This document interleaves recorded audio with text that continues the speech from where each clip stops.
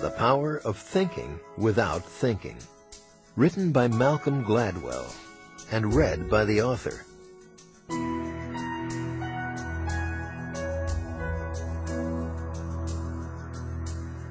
Introduction. The Statue That Didn't Look Right. In September of 1983, an art dealer by the name of Gianfranco Becchina approached the J. Paul Getty Museum in California. He had in his possession, he said, a marble statue dating from the 6th century BC. It was what is known as a kouros, a sculpture of a nude male youth standing with his left leg forward and his arms at his sides. There are only about 200 kourai in existence, and most have been recovered badly damaged or in fragments from grave sites or archaeological digs. But this one was almost perfectly preserved. It stood close to 7 feet tall. It had a kind of light-colored glow that set it apart from other ancient works. It was an extraordinary find. Becchina's asking price was just under $10 million. The Getty moved cautiously. It took the kouros on loan and began a thorough investigation. Was the statue consistent with other known kourai? The answer appeared to be yes. The style of the sculpture seemed reminiscent of the Anavisos kouros in the National Archaeological Museum of Athens, meaning that it seemed to fit with a particular time and place. Where and when had the statue been found? No one knew precisely, but Becchina gave the Getty's legal department a sheaf of documents relating to its more recent history. The kouros, the records stated, had been in the private collection of a Swiss physician named Laufenberger since the 1930s, and he in turn had acquired it from a well-known Greek art dealer named Roussos. A geologist from the University of California named Stanley Margolis came to the museum and spent 2 days examining the surface of the statue with a high-resolution stereo microscope. He then removed a core sample measuring 1 centimeter in diameter and 2 centimeters in length from just below the right knee, and analyzed it using an electron microscope, electron microprobe, mass spectrometry, X-ray diffraction, and X-ray fluorescence.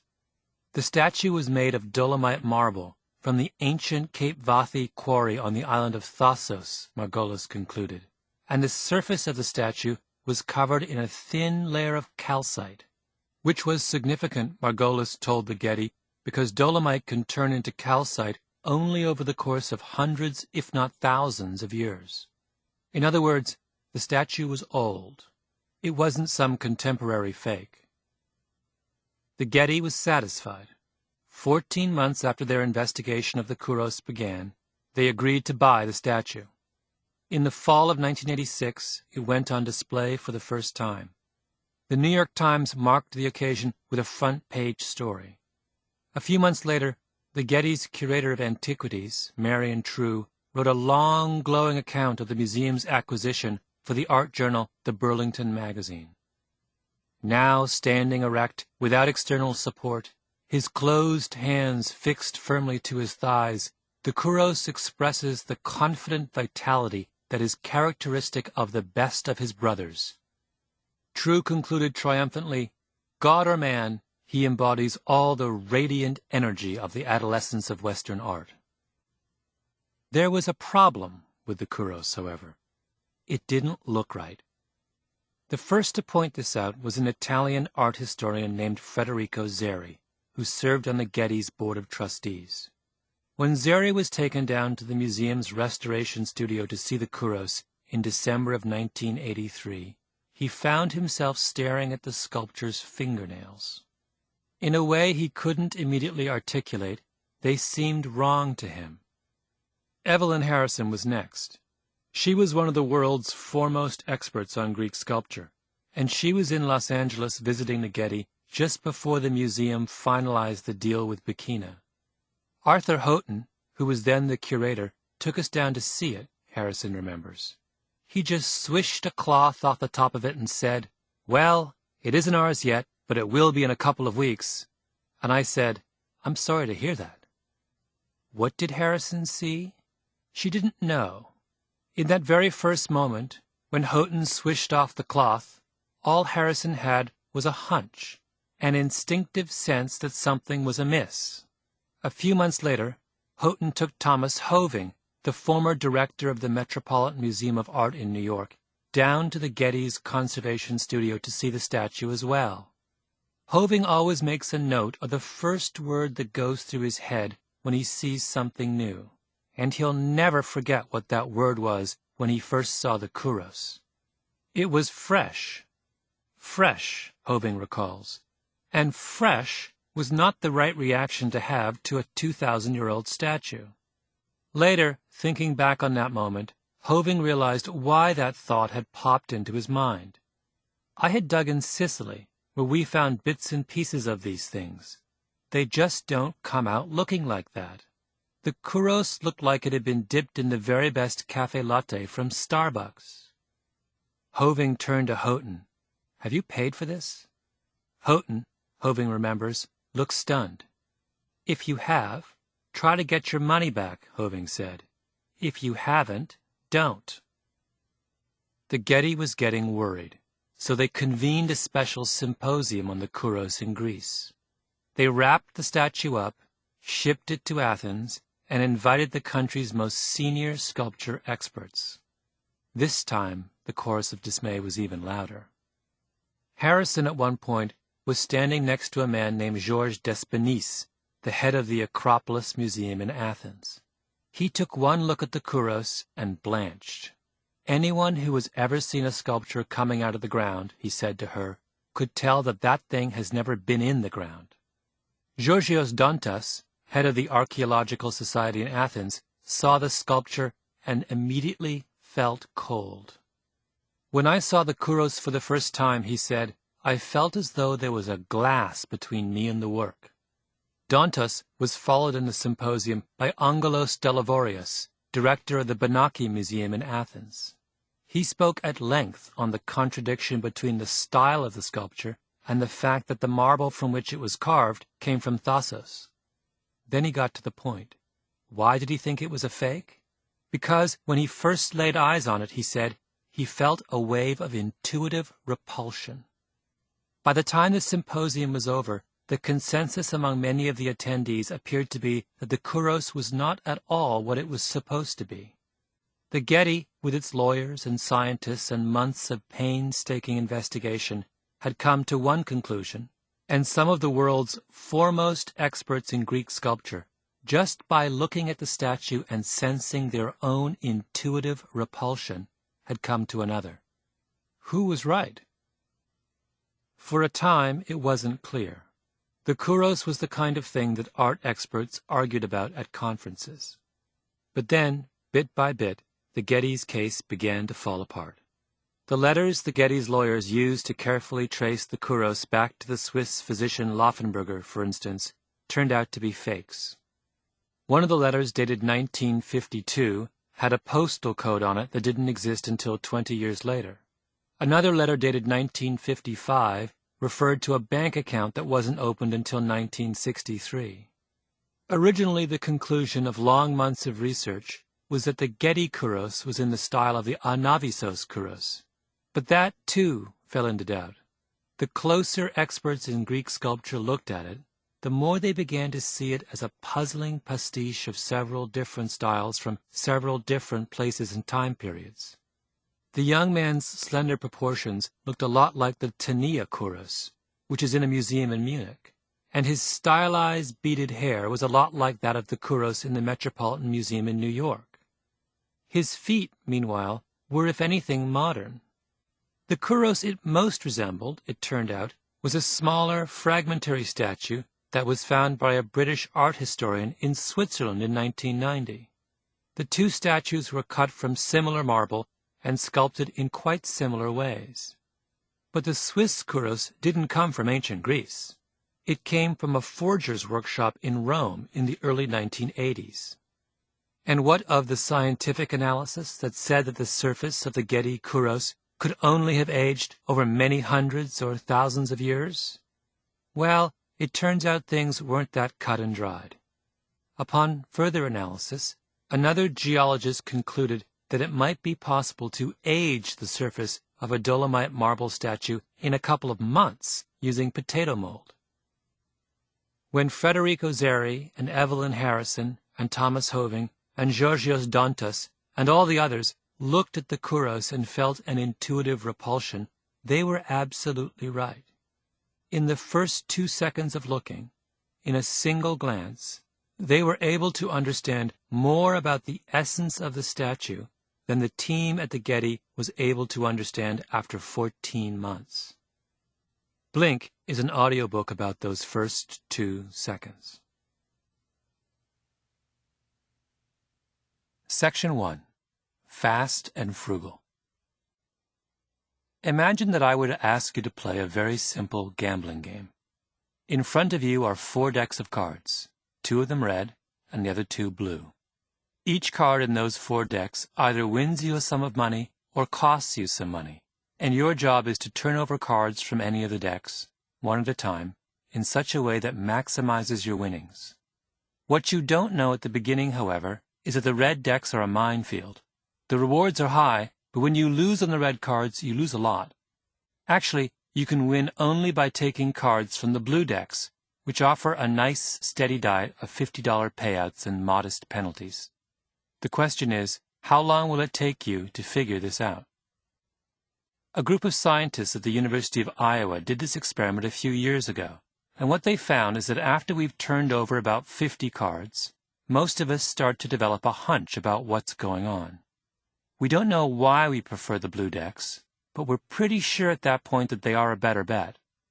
After turning over about 80 cards, most of us have figured out the game and can explain exactly why the first 2 decks are such a bad idea. That much is straightforward. We have some experiences, we think them through, we develop a theory, and then finally we put 2 and 2 together. That's the way learning works. But the Iowa scientists did something else, and this is where the strange part of the experiment begins. They hooked each gambler up to a machine that measured the activity of the sweat glands in their palms. These are glands that respond to stress as well as temperature, which is why we get clammy hands when we are nervous. What the Iowa scientists found is that the gamblers started generating stress responses to the red decks by the 10th card, 40 cards before they were able to say that they had a hunch about what was wrong with those 2 decks. More important, right around the time their palms started sweating, their behavior began to change as well. They started favoring the blue cards and taking fewer and fewer cards from the red decks. In other words, the gamblers figured the game out before they realized they had figured the game out. They began making the necessary adjustments long before they were consciously aware of what adjustments they were supposed to be making. The Iowa experiment is just that, of course, a simple card game involving a handful of subjects and a stress detector. But it's a very powerful illustration of the way our minds work. Here is a situation where the stakes were high, where things were moving quickly, and where the participants had to make sense of a lot of new and confusing information in a very short time. What does the Iowa experiment tell us? That in those moments, our brain uses 2 very different strategies to make sense of the situation. The first is the one we're most familiar with. It's the conscious strategy. We think about what we've learned, and eventually we come up with an answer. This strategy is logical and definitive. But it takes us 80 cards to get there. It's slow, and it needs a lot of information. There's a second strategy, though. It operates a lot more quickly. It starts to kick in after 10 cards, and it's really smart because it picks up the problem with the red decks almost immediately. It has the drawback, however, that it operates, at least at first, entirely below the surface of consciousness. It sends its messages through weirdly indirect channels, such as the sweat glands in the palms of our hands. It's a system in which our brain reaches conclusions without immediately telling us that it's reaching conclusions. The second strategy was the path taken by Evelyn Harrison and Thomas Hoving and the Greek scholars. They didn't weigh every conceivable strand of evidence. They considered only what could be gathered in a glance. Their thinking was what the cognitive psychologist Gerd likes to call fast and frugal. They simply took a look at that statue and some part of their brain did a series of instant calculations. And before any kind of conscious thought took place, they felt something, just like the sudden prickling of sweat on the palms of the gamblers. For Thomas Hoving, it was the completely inappropriate word fresh that suddenly popped into his head. In the case of Angelos Delavorius, it was a wave of intuitive repulsion. For Georgios Dantas, it was the feeling that there was a glass between him and the work. Did they know why they knew? Not at all. But they knew. Section 2. The Internal Computer. The part of our brain that leaps to conclusions like this is called the adaptive unconscious, and the study of this kind of decision-making is one of the most important new fields in psychology. The adaptive unconscious is not to be confused with the unconscious described by Sigmund Freud, which was a dark and murky place, filled with desires and memories and fantasies that were too disturbing for us to think about consciously. This new notion of the adaptive unconscious is thought of instead as a kind of giant computer that quickly and quietly processes a lot of the data we need in order to keep functioning as human beings.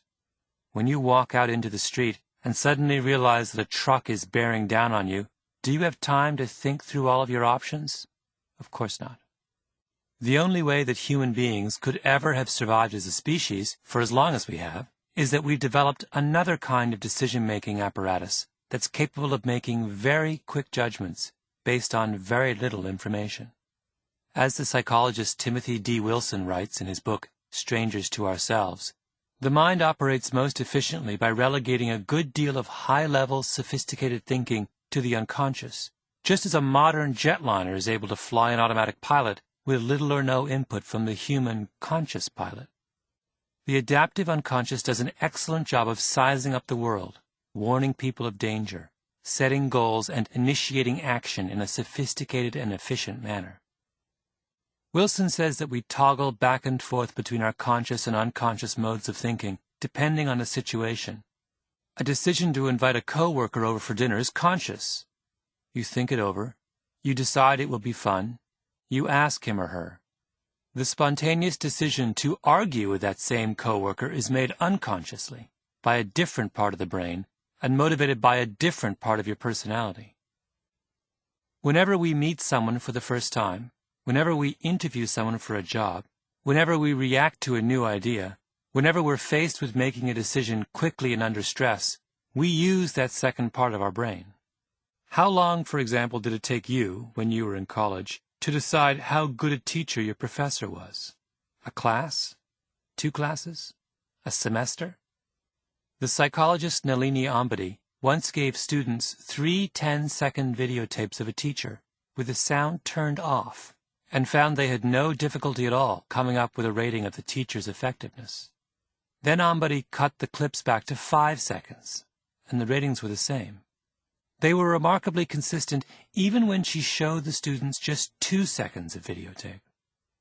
Then Ambady compared those snap judgments of teacher effectiveness with evaluations of those same professors made by their students after a full semester of classes, and she found that they were also essentially the same.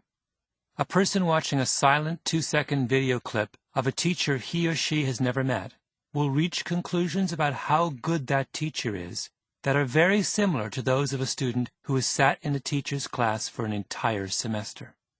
That's the power of our adaptive unconscious. You may have done the same thing, whether you realized it or not, when you first picked up this audiobook.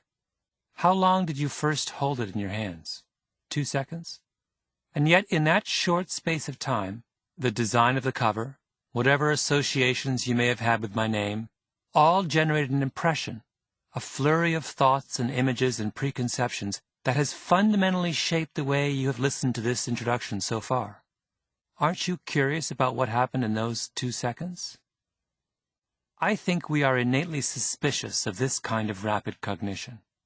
We live in a world that assumes that the quality of a decision is directly related to the time and effort that went into making it.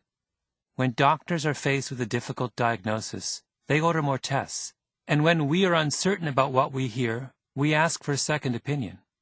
And what do we tell our children? Haste makes waste. Look before you leap. Stop and think. Don't judge a book by its cover. We believe that we are always better off gathering as much information as possible and spending as much time as possible in deliberation. We really only trust conscious decision-making, but there are moments, particularly in times of stress, when haste does not make waste, when our snap judgments and first impressions can offer a much better means of making sense of the world. The first task of Blink is to convince you of a simple fact. Decisions made very quickly can be every bit as good as decisions made cautiously and deliberately. Blink is not just a celebration of the power of the glance, however. I'm also interested in those moments when our instincts betray us. Why, for instance, if the Getty's Kouros was so obviously fake, or at least problematic, did the museum buy it in the first place? Why didn't the experts at the Getty also have a feeling of intuitive repulsion during the 14 months they were studying the piece? That's the great puzzle of what happened at the Getty, and the answer is that those feelings, for one reason or another, were thwarted. That is partly because the scientific data seemed so compelling. Stanley Margolis was so convinced by his own analysis that he published a long account of his method in Scientific American. But mostly it's because the Getty desperately wanted the statue to be real. It was a young museum, eager to build a world-class collection, and the Kouros was such an extraordinary find that its experts were blinded to their instincts. The art historian George Ortiz was once asked by Ernst Longlotz, one of the world's foremost experts on archaic sculpture, whether he wanted to purchase a bronze statuette. Ortiz went to see the piece and was taken aback. It was, to his mind, clearly a fake, full of contradictory and slipshod elements. So why was Longlotz, who knew as much as anyone in the world about Greek statues, fooled? Ortiz's explanation is that Longlotz had bought the sculpture as a very young man, before he acquired much of his formidable expertise. I suppose, Ortiz said, that Longlotz fell in love with this piece. When you're a young man, you do fall in love with your first purchase, and perhaps this was his first love. Notwithstanding his unbelievable knowledge, he was obviously unable to question his first assessment. That is not a fanciful explanation. It gets at something fundamental about the way we think. Our unconscious is a powerful force, but it's fallible. It's not the case that our internal computer always shines through, instantly decoding the truth of a situation. It can be thrown off, distracted, and disabled. Our instinctive reactions often have to compete with all kinds of other interests and emotions and sentiments. So, when should we trust our instincts, and when should we be wary of them? Answering that question is the second task of Blink. When our powers of rapid cognition go awry, they go awry for a very specific and consistent set of reasons, and those reasons can be identified and understood. It is possible to learn when to listen to that powerful onboard computer and when to be wary of it. The third and most important task of this audiobook is to convince you that our snap judgments and first impressions can be educated and controlled. I know that's hard to believe. Harrison and Hoving and the other art experts who looked at the Getty Kouros had powerful and sophisticated reactions to the statue, but didn't they bubble up unbidden from their unconscious? Can that kind of mysterious reaction be controlled? The truth is that it can. Just as we can teach ourselves to think logically and deliberately, we can also teach ourselves to make better snap judgments. In Blink, you'll meet doctors and generals and coaches and furniture designers and musicians and actors and car salesmen and countless others, all of whom are very good at what they do and all of whom owe their success, at least in part, to the steps they have taken to shape and manage and educate their unconscious reactions. The power of knowing, in that first 2 seconds, is not a gift given magically to a fortunate few. It is an ability that we can all cultivate for ourselves. Section 3. A Different and Better World. There are lots of audiobooks that tackle broad themes, that analyze the world from great remove. This is not one of them. Blink is concerned with the very smallest components of our everyday lives, the content and origin of those instantaneous impressions and conclusions that spontaneously arise whenever we meet a new person or confront a complex situation or have to make a decision under conditions of stress. When it comes to the task of understanding ourselves and our world, I think we pay too much attention to those grand themes, and too little to the particulars of those fleeting moments. But what would happen if we took our instincts seriously? What if we stopped scanning the horizon with our binoculars, and began instead examining our own decision-making and behavior through the most powerful of microscopes? I think that would change the way wars are fought, the kinds of products we see on the shelves, the kinds of movies that get made, the way police officers are trained, the way couples are counseled, the way job interviews are conducted, and on and on. And if we were to combine all of those little changes, we would end up with a different and better world. I believe, and I hope that by the end of this audiobook you will believe it as well, that the task of making sense of ourselves and our behavior requires that we acknowledge there can be as much value in the blink of an eye as there is in months of rational analysis. I always considered scientific opinion more objective than aesthetic judgments, the Getty's curator of antiquities Marion True said when the truth about the Kouros finally emerged. Now I realize I was wrong.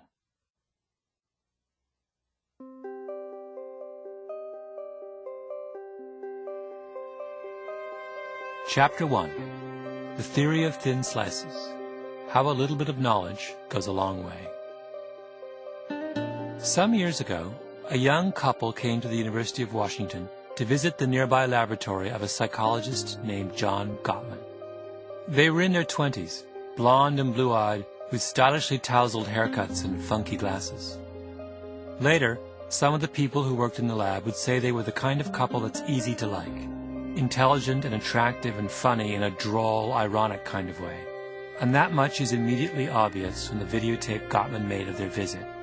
The husband, whom I'll call Bill, had an endearingly playful manner. His wife, Susan, had a sharp, deadpan wit.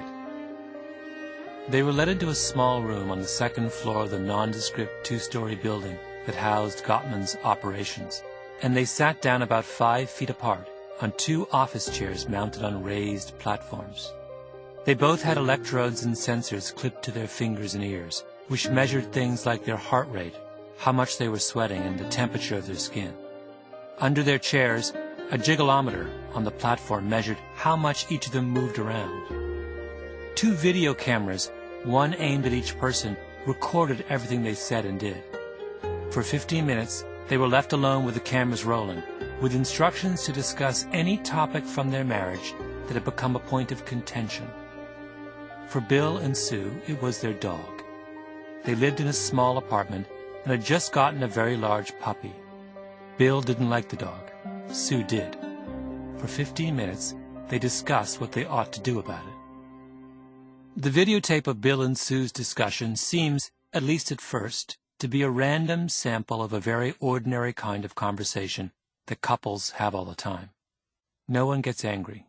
There are no scenes, no breakdowns, no epiphanies. "I'm just not a dog person," is how Bill starts things off, in a perfectly reasonable tone of voice. He complains a little bit, but about the dog, not about Susan.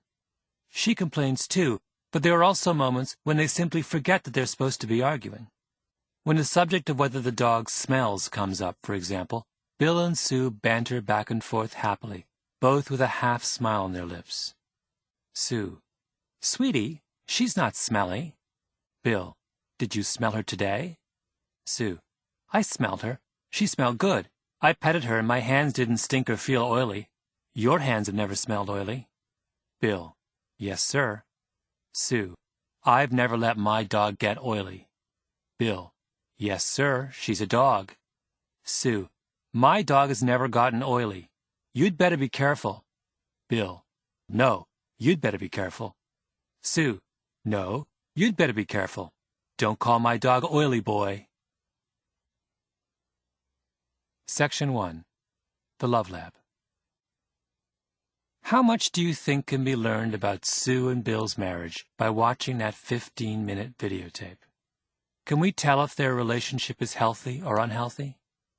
I suspect that most of us would say that Bill and Sue's dog talk doesn't tell us much. It's much too short. Marriages are buffeted by more important things, like money and sex and children and jobs and in-laws, in constantly changing combinations. Sometimes couples are very happy together. Some days they fight. Sometimes they feel as though they could almost kill each other, but then they go on vacation and come back sounding like newlyweds. In order to know a couple, we feel as though we have to observe them over many weeks and months and see them in every state: happy, tired, angry, irritated, delighted, having a nervous breakdown, and so on, and not just in the relaxed and chatty mode that Bill and Sue seem to be in. To make an accurate prediction about something as serious as the future of a marriage, indeed, to make a prediction of any sort, it seems that we would have to gather a lot of information and in as many different contexts as possible. But John Gottman has proven that we don't have to do that at all. Since the 1980s, Gottman has brought more than 3,000 married couples, just like Bill and Sue, into that small room in his Love Lab near the University of Washington campus. Each couple has been videotaped, and the results have been analyzed according to something Gottman dubbed SPAF, for specific affect, a coding system that has 20 separate categories corresponding to every conceivable emotion that a married couple might express during a conversation. Disgust, for example, is 1, contempt is 2, anger is 7, defensiveness is 10, whining is 11, sadness is 12, stonewalling is 13, neutral is 14, and so on. Gottman has taught his staff how to read every emotional nuance in people's facial expressions and how to interpret seemingly ambiguous bits of dialogue. When they watch a marriage videotape, they assign a SPAF code to every second of the couple's interaction, so that a 15-minute conflict discussion ends up being translated into a row of 1,800 numbers, 900 for the husband and 900 for the wife. The notation 7, 7, 14, 10, 11, 11, for instance, means that in one 6-second stretch, one member of the couple was briefly angry, then neutral, had a moment of defensiveness, and then began whining. Then the data from the electrodes and sensors is factored in, so that the coders know, for example, when the husband's or the wife's heart was pounding, or when his or her temperature was rising, or when either of them was jiggling in his or her seat, and all of that information is fed into a complex equation. On the basis of those calculations, Gottman has proven something remarkable. If he analyzes an hour of a husband and wife talking, he can predict with 95% accuracy whether that couple will still be married 15 years later. If he watches a couple for 15 minutes, his success rate is around 90%. Recently, a professor who works with Gottman named Sybil Carrere, who was playing around with some of the videotapes trying to design a new study, discovered that if they looked at only 3 minutes of a couple talking, they could still predict with fairly impressive accuracy who was going to get divorced and who was going to make it. The truth of a marriage can be understood in a much shorter time than anyone ever imagined. John Gottman is a middle-aged man with owl-like eyes, silvery hair, and a neatly trimmed beard. He is short and very charming, and when he talks about something that excites him, which is nearly all the time, his eyes. Section 5. Listening to doctors. Let's take the concept of thin slicing one step further. Imagine you work for an insurance company that sells doctors medical malpractice protection. Your boss asks you to figure out, for accounting reasons, who among all the physicians covered by the company is most likely to be sued. Once again, you're given 2 choices. The first is to examine the physician's training and credentials and then analyze their records to see how many errors they've made over the past few years. The other option is to listen in on very brief snippets of conversation between each doctor and his or her patients. By now, you are expecting me to say the second option is the best one.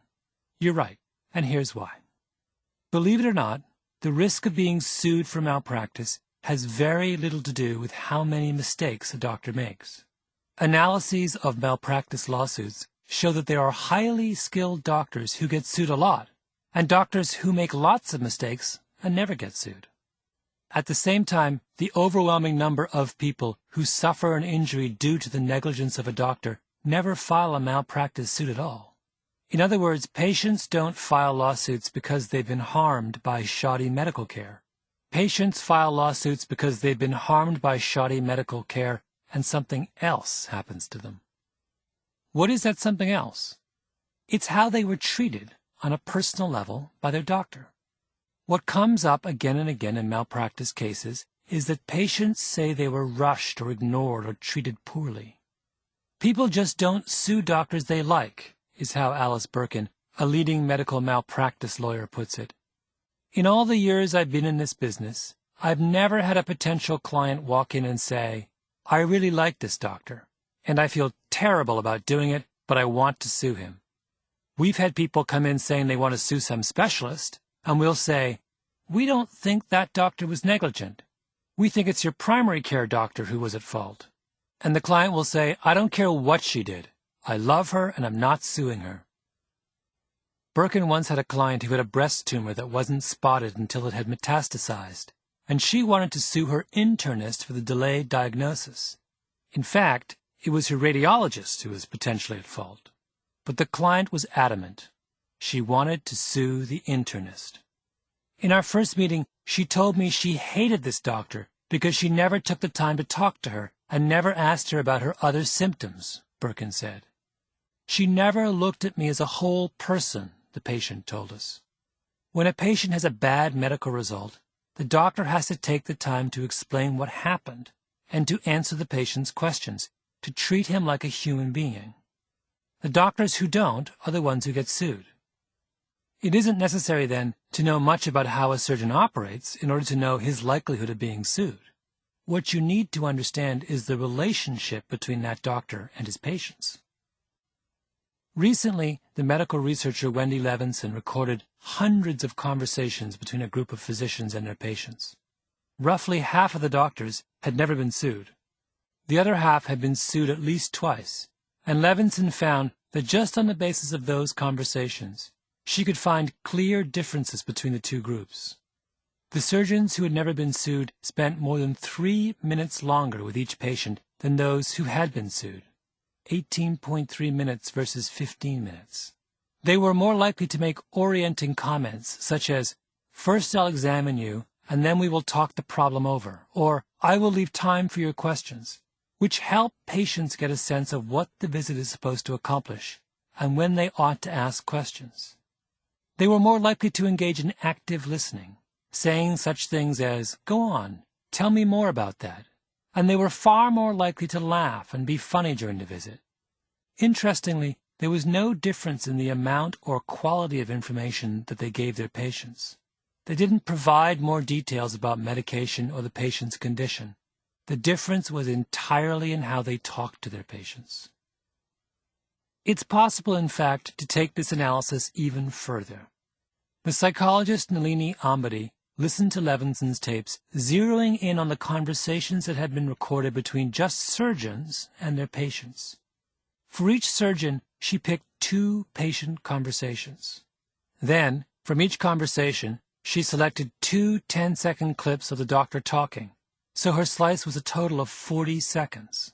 Finally, she content-filtered the slices, which means she removed the high-frequency sounds from speech that enable us to recognize individual words.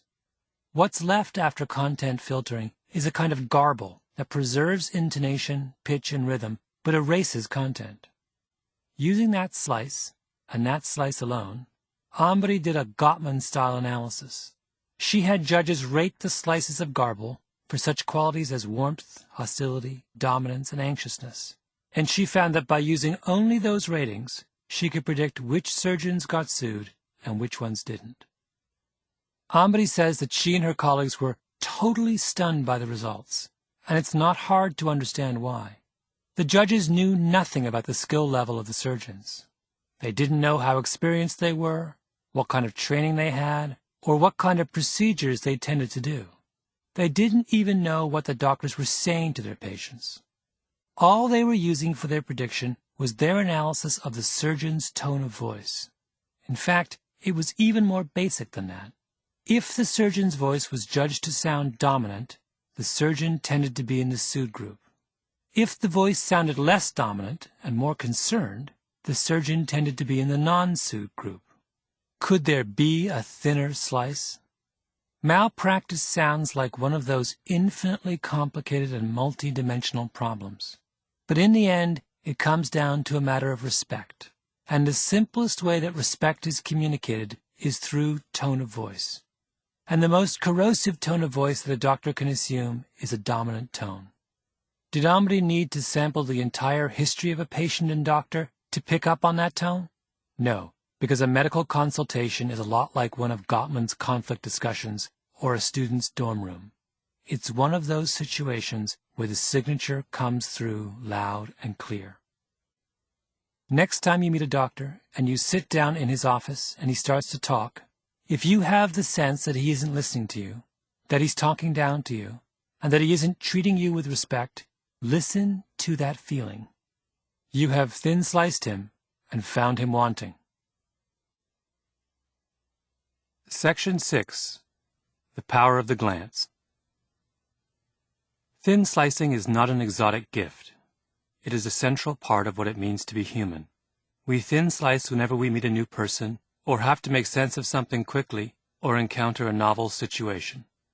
We thin slice because we have to, and we come to rely on that ability because there are lots of hidden fists out there, lots of situations where careful attention to the details of a very thin slice, even for no more than a second or two, can tell us an awful lot. It is striking, for instance, how many different professions and disciplines have a word to describe the particular gift of reading deeply into the narrowest slivers of experience. In basketball, the player who can take in and comprehend all that is happening around him or her is said to have court sense. In the military, brilliant generals are said to possess coup d'oeil, which, translated from the French, means power of the glance, the ability to immediately see and make sense of the battlefield. Napoleon had coup d'oeil. So did Patton. The ornithologist David Sibley says that in Cape May, New Jersey, he once spotted a bird in flight from 200 yards away and knew instantly that it was a ruff, a rare sandpiper. He had never seen a ruff in flight before, nor was the moment long enough for him to make a careful identification. But he was able to capture what bird watchers called the bird's gist, its essence, and that was enough. Most of bird identification is based on a sort of subjective impression, the way a bird moves and little instantaneous appearances at different angles and sequences of different appearances, and as it turns its head and as it flies and as it turns around, you see sequences of different shapes and angles, Sibley says. All that combines to create a unique impression of a bird that can't really be taken apart and described in words. When it comes down to being in the field and looking at a bird, you don't take the time to analyze it and say that it shows this, this, and this, and therefore it must be this species. It's more natural and instinctive. After a lot of practice, you look at the bird and it triggers little switches in your brain. It looks right. You know what it is at a glance. The Hollywood producer Brian Grazer, who has produced many of the biggest hit movies of the last 20 years, uses almost exactly the same language to describe the first time he met the actor Tom Hanks. It was in 1983. Hanks was then a virtual unknown. All he had done was the now, justly, forgotten TV show called Bosom Buddies. He came in and read for the movie Splash, and right there in the moment, I can tell you just what I saw, Grazer says. In that first instant, he knew Hanks was special. We read hundreds of people for that part, and other people were funnier than him, but they weren't as likable as him. I felt like I could live inside of him. I felt like his problems were problems I could relate to. You know, in order to make somebody laugh, you have to be interesting. And in order to be interesting, you have to do things that are mean. Comedy comes out of anger, and interesting comes out of angry. Otherwise there's no conflict. But he was able to be mean, and you forgave him. And you have to be able to forgive somebody, because at the end of the day, you still have to be with him, even after he's dumped the girl or made some choices you don't agree with. All this wasn't thought out in words at the time. It was an intuitive conclusion that only later I could deconstruct. My guess is that many of you have the same impression of Tom Hanks. If I asked you what he was like, you would say that he is decent and trustworthy and down-to-earth and funny. But you don't know him. You're not friends with him. You've only seen him in the movies, playing a wide range of different characters. Nonetheless, you've managed to extract something very meaningful about him from those thin slices of experience, and that impression has a powerful effect on how you experience Tom Hanks's movies. Everybody said they couldn't see Tom Hanks as an astronaut, Grazer says of his decision to cast Hanks in the hit movie Apollo 13. Well, I didn't know whether Tom Hanks was an astronaut, but I saw this as a movie about a spacecraft in jeopardy. And who does the world want to get back the most? Who does America want to save? Tom Hanks. We don't want to see him die. We like him too much. If we couldn't thin slice, if you really had to know someone for months and months to get at their true selves, then Apollo 13 would be robbed of its drama, and Splash would not be funny. And if we could not make sense of complicated situations in a flash, basketball would be chaotic, and bird watchers would be helpless. Not long ago, a group of psychologists reworked the divorce prediction test that I found so overwhelming. They took a number of Gottman's couples videos and showed them to non-experts. Only this time they provided the raters with a little help. They gave them a list of emotions to look for. They broke the tapes into 30-second segments and allowed everyone to look at each segment twice, once to focus on the man and once to focus on the woman. And what happened? This time around, the observers' ratings predicted with better than 80% accuracy which marriages were going to make it. That's not quite as good as Gottman, but it's pretty impressive, and that shouldn't come as a surprise. We're old hands at thin slicing.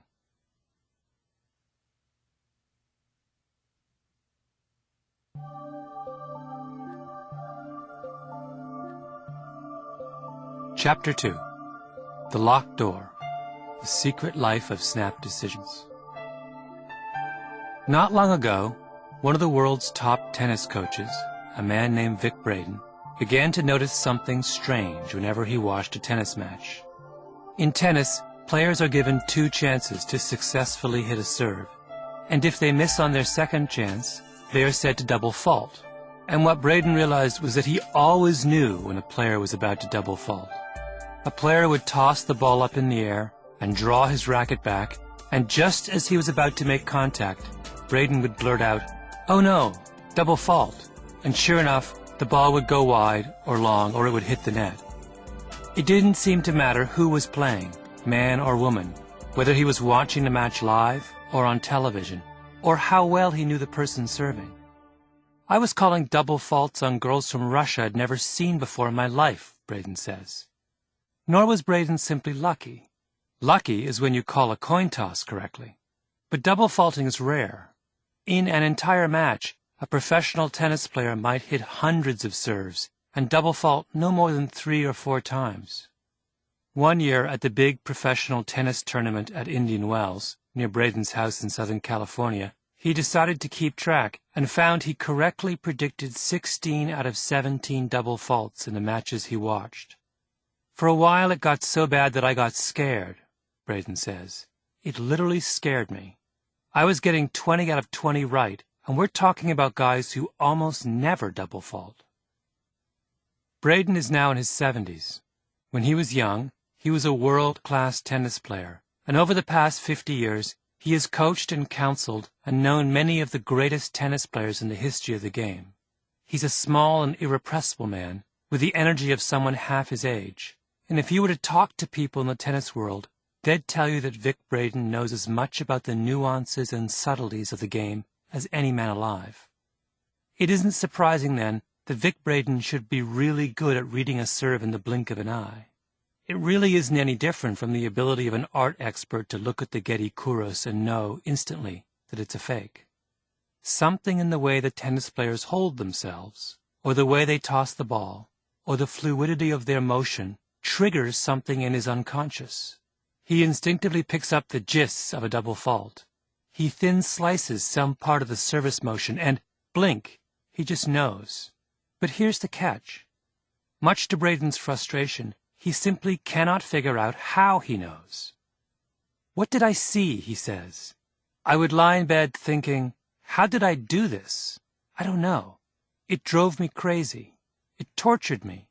I'd go back, and I'd go over the serve in my mind, and I'd try to figure it out. Did they stumble? Did they take another step? Did they add a bounce to the ball, something that changed their motor program?"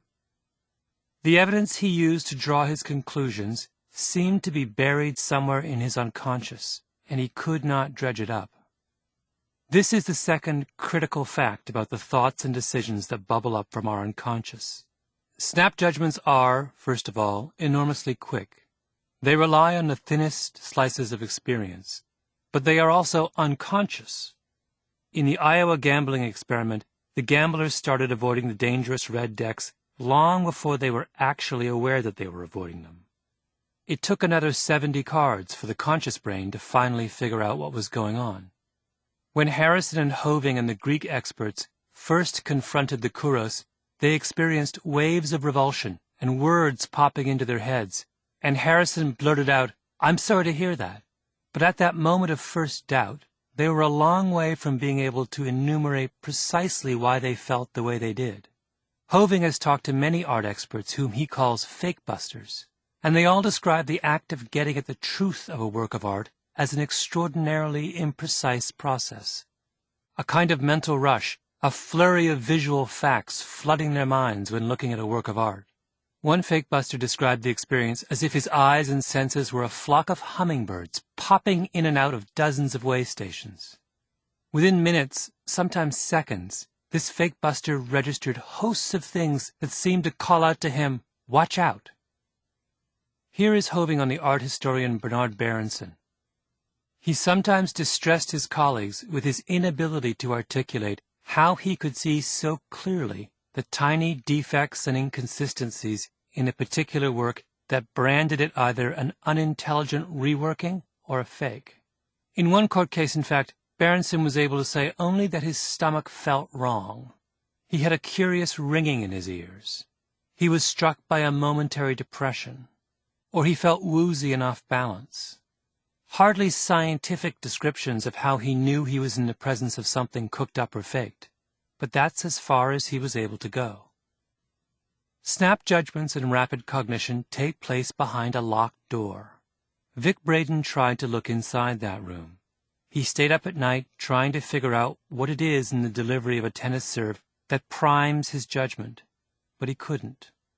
I don't think we are very good at dealing with the fact of that locked door. It's one thing to acknowledge the enormous power of snap judgments and thin slices, but quite another to place our trust in something so seemingly mysterious. "My father will sit down and give you theories to explain why he does this or that," the son of the billionaire investor George Soros has said.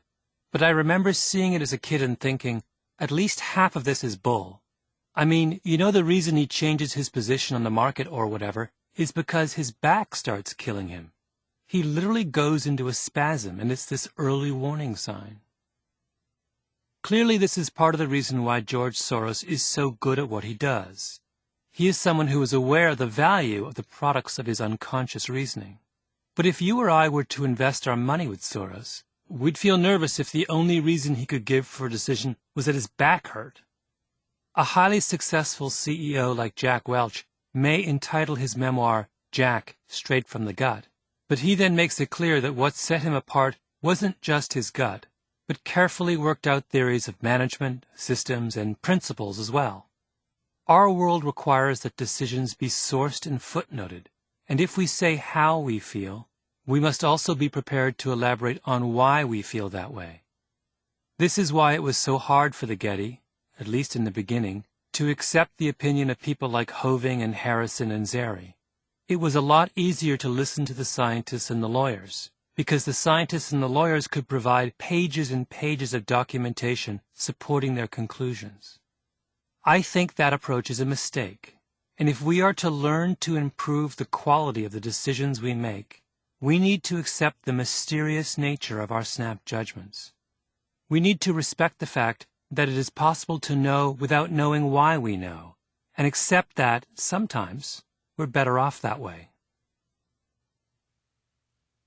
Section 1. Primed for Action. Imagine that I'm a professor, and I've asked you to come and see me in my office. You walk down a long corridor, come through the doorway, and sit down at a table. In front of you is a sheet of paper with a list of 5-word sets. I want you to make a grammatical 4-word sentence as quickly as possible out of each set. It's called a scrambled sentence test. Ready? Number 1. Him was worried she always.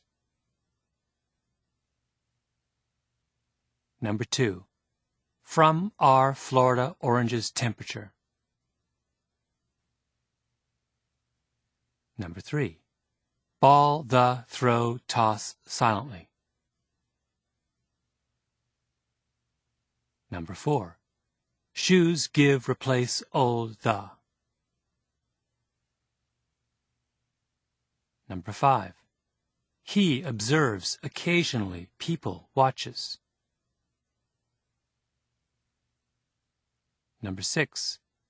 Be will sweat lonely they. Number 7. Sky the seamless gray is. Number 8. Should now withdraw forgetful we.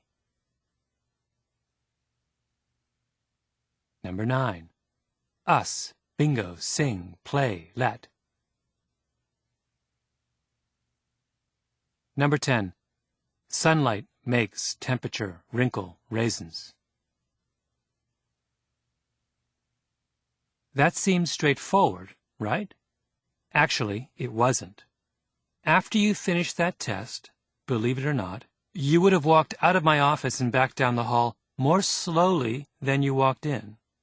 With that test, I affected the way you behaved. How?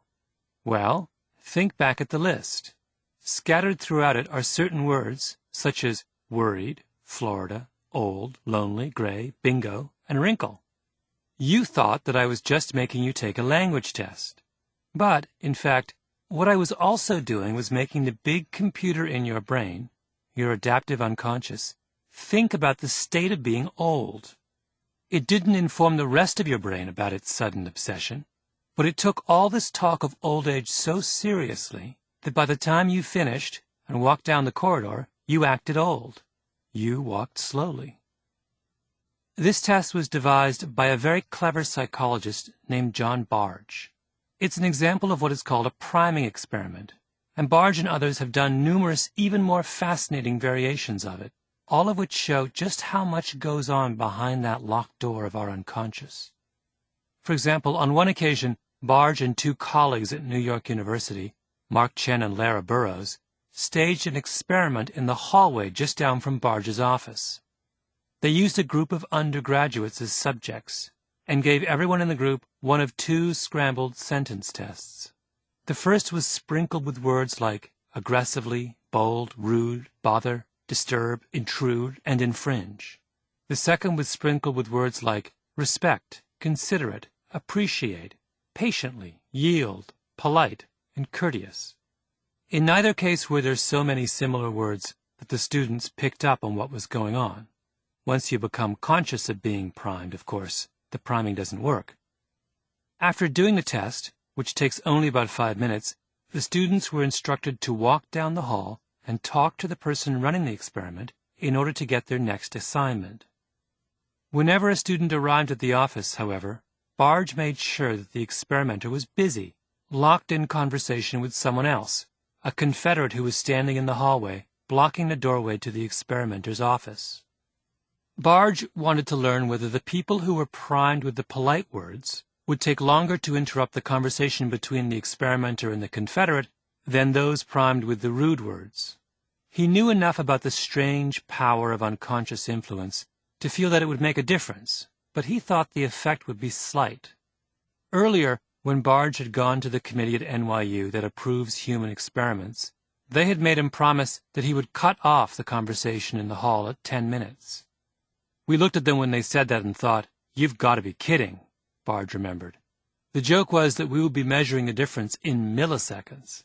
I mean, these are New Yorkers. They aren't going to just stand there. We thought maybe a few seconds or a minute at most. But Barge and his colleagues were wrong. The people primed to be rude eventually interrupted, on average after about 5 minutes. But of the people primed to be polite, the overwhelming majority, 82%, never interrupted at all. If the experiment hadn't ended after 10 minutes, who knows how long they would have stood in the hallway, a polite and patient smile on their faces. The experiment was right down the hall from my office, Barge remembers. I had to listen to the same conversation over and over again, every hour, whenever there was a new subject. It was boring, boring. The people would come down the hallway, and they would see the Confederate whom the experimenter was talking to through the doorway. And the Confederate would be going on and on about how she didn't understand what she was supposed to do. She kept asking and asking for 10 minutes. Where do I mark this? I don't get it. Barge winced at the memory and the strangeness of it all. For a whole semester this was going on, and the people who had done the polite test just stood there. Priming is not, it should be said, like brainwashing. I can't make you reveal deeply personal details about your childhood by priming you with words like nap and bottle and teddy bear. Nor can I program you to rob a bank for me. On the other hand, the effects of priming aren't trivial. 2 Dutch researchers did a study in which they had groups of students answer 42 fairly demanding questions from the board game Trivial Pursuit. Half were asked to take 5 minutes beforehand to think about what it would mean to be a professor and write down everything that came to mind. Those students got 55.6% of the questions right. The other half of the students were asked to first sit and think about soccer hooligans. They ended up getting 42.6% of the Trivial Pursuit questions right. The professor group didn't know more than the soccer hooligan group. They weren't smarter or more focused or more serious. They were simply in a smart frame of mind, and clearly associating themselves with the idea of something smart like a professor made it a lot easier, in that stressful instant after a trivia question was asked, to blurt out the right answer. The difference between 55.6 and 42.6%, it should be pointed out, is enormous. That can be the difference between passing and failing. The psychologists Claude Steele and Joshua Aronson created an even more extreme version of this test, using black college students and 20 questions taken from the graduate record examination, the standardized test used for entry into graduate school.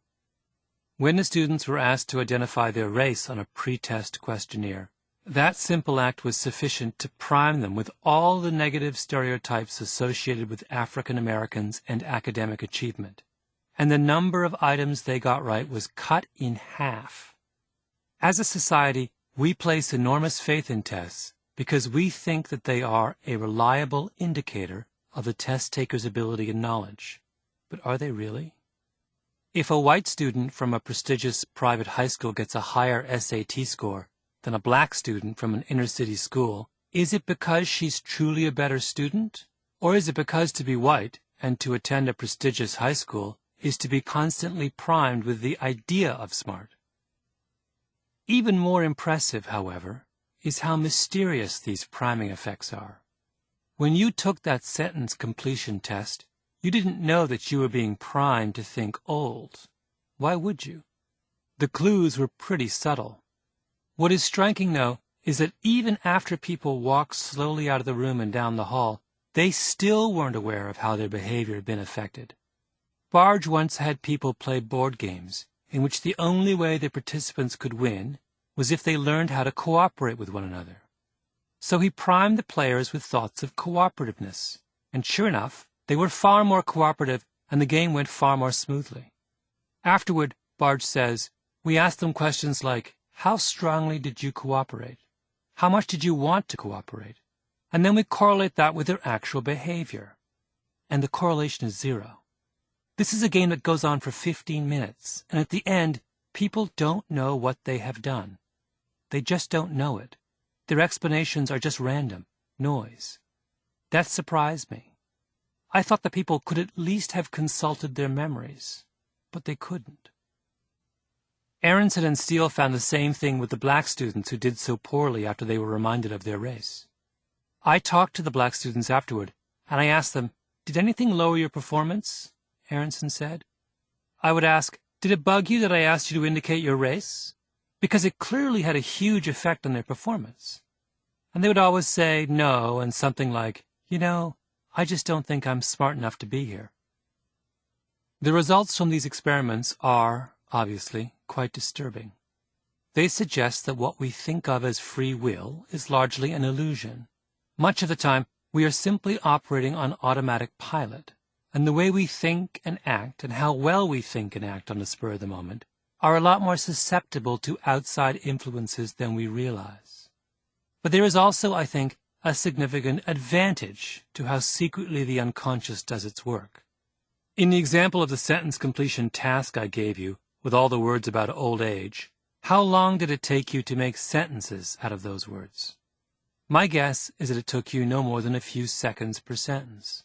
That's fast, and you were able to perform that experiment quickly because you were able to concentrate on the task and block out distractions.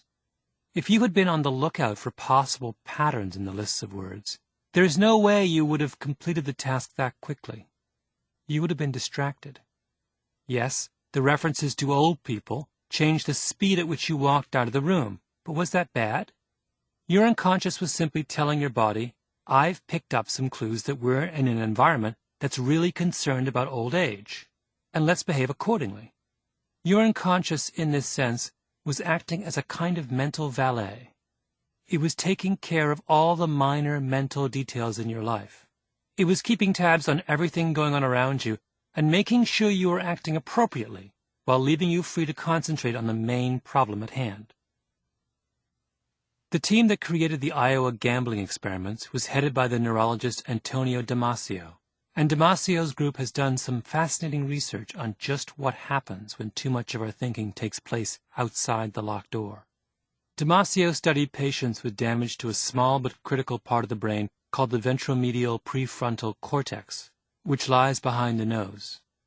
The ventromedial area plays a critical role in decision-making. It works out contingencies in relationships and sorts through the mountain of information we get from the outside world, prioritizing it and putting flags on things that demand our immediate attention. People with damage to their ventromedial area are perfectly rational. They can be high. Section 2. Blink in black and white. Over the past few years, a number of psychologists have begun to look more closely at the role these kinds of unconscious, or as they like to call them, implicit associations, play in our beliefs and behavior. And much of their work has focused on a very fascinating tool called the Implicit Association Test, or the IAT.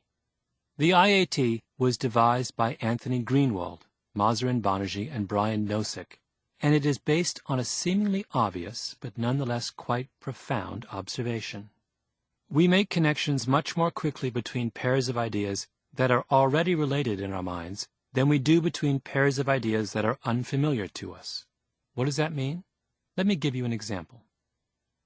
What follows is a list of names. As you hear each name, assign it in your mind to the category to which you think it belongs. The two categories are male and female. Don't skip over words, and don't worry if you make any mistakes. John, Bob, Amy, Holly, Joan, Derek, Peggy, Jason, Lisa, Matt, Sarah.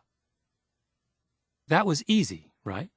And the reason that is easy is that when we read or hear the name John or Bob or Holly, we don't even have to think about whether it's a masculine or a feminine name.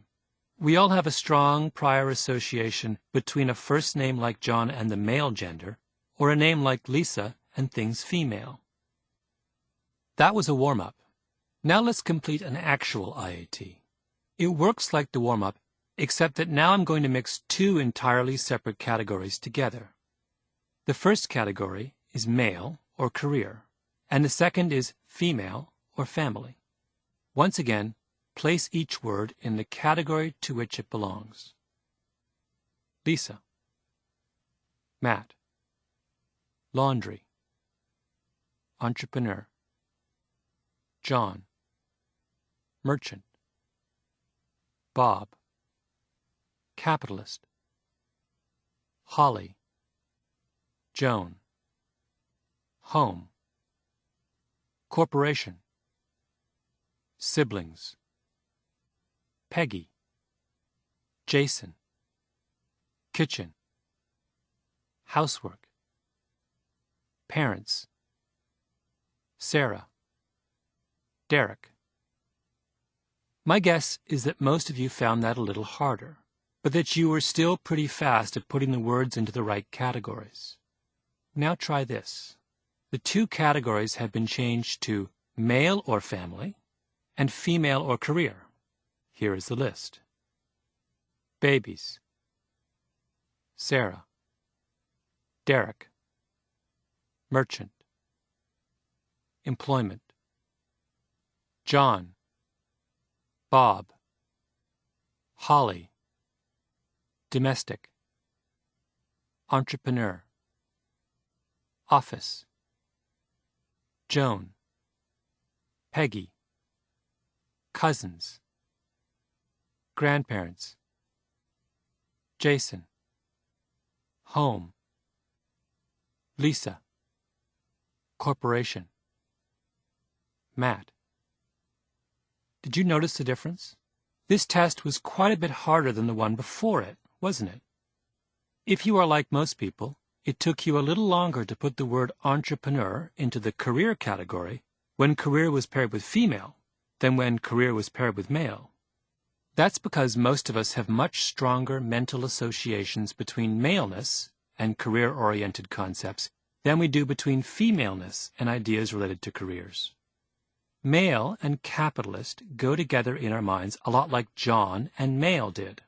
But when the category is male or family, we have to stop and think, even if it's only for a few hundred milliseconds, before we decide what to do with a word like merchant. When psychologists administer the IAT, they usually do it on a computer. The words are flashed on the screen one at a time, and if a given word belongs in the left-hand column, you hit the letter E, and if the word belongs in the right-hand column, you hit the letter I. The advantage of doing the IAT on a computer is that the responses are measurable down to the millisecond, and those measurements are used in assigning the test taker's score. So, for example, if it took you a little longer to complete Part 2 of the Work-Family IAT than it did Part 1, we would say that you have a moderate association between men and the workforce.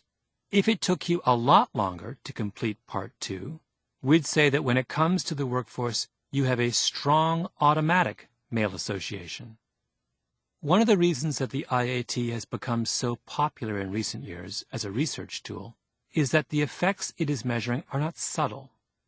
As those of you who felt yourself slowing down on the second half of the Work-Family IAT can attest, the IAT is the kind of tool that hits you over the head with its conclusions.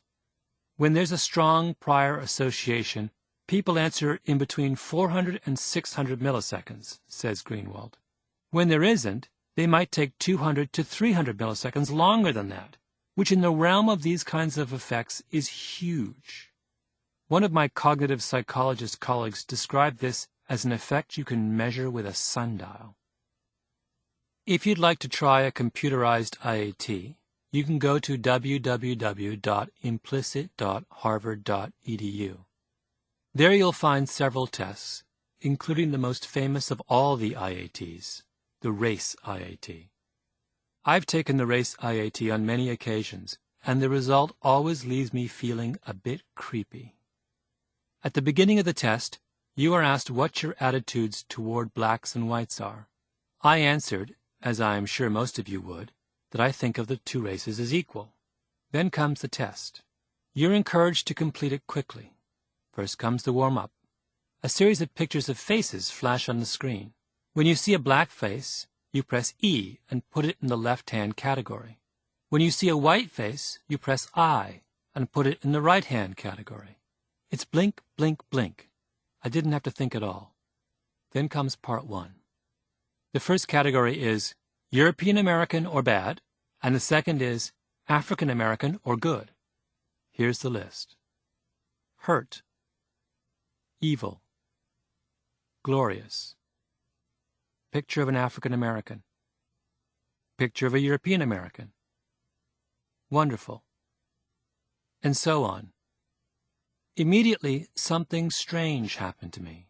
The task of putting the words and faces in the right categories suddenly became more difficult. I found myself slowing down. I had to think. Sometimes I assigned something to one category when I really meant to assign it to the other category. I was trying as hard as I could, and in the back of my mind there was a growing sense of mortification. Why was I having such trouble when I had to put a word like glorious or wonderful into the good category when good was paired with African American, or when I had to put the word evil into the bad category when bad was paired with European American? Then came part 2. This time the categories were reversed. So that category 1 was European American or good, and category 2 was African American or bad. Here is the list again. Hurt, evil, glorious, picture of an African American, picture of a European American, wonderful, and so on. Now my mortification grew still further. Now I was having no trouble at all. Evil? African American or bad? Hurt? African American or bad? Wonderful? European American or good?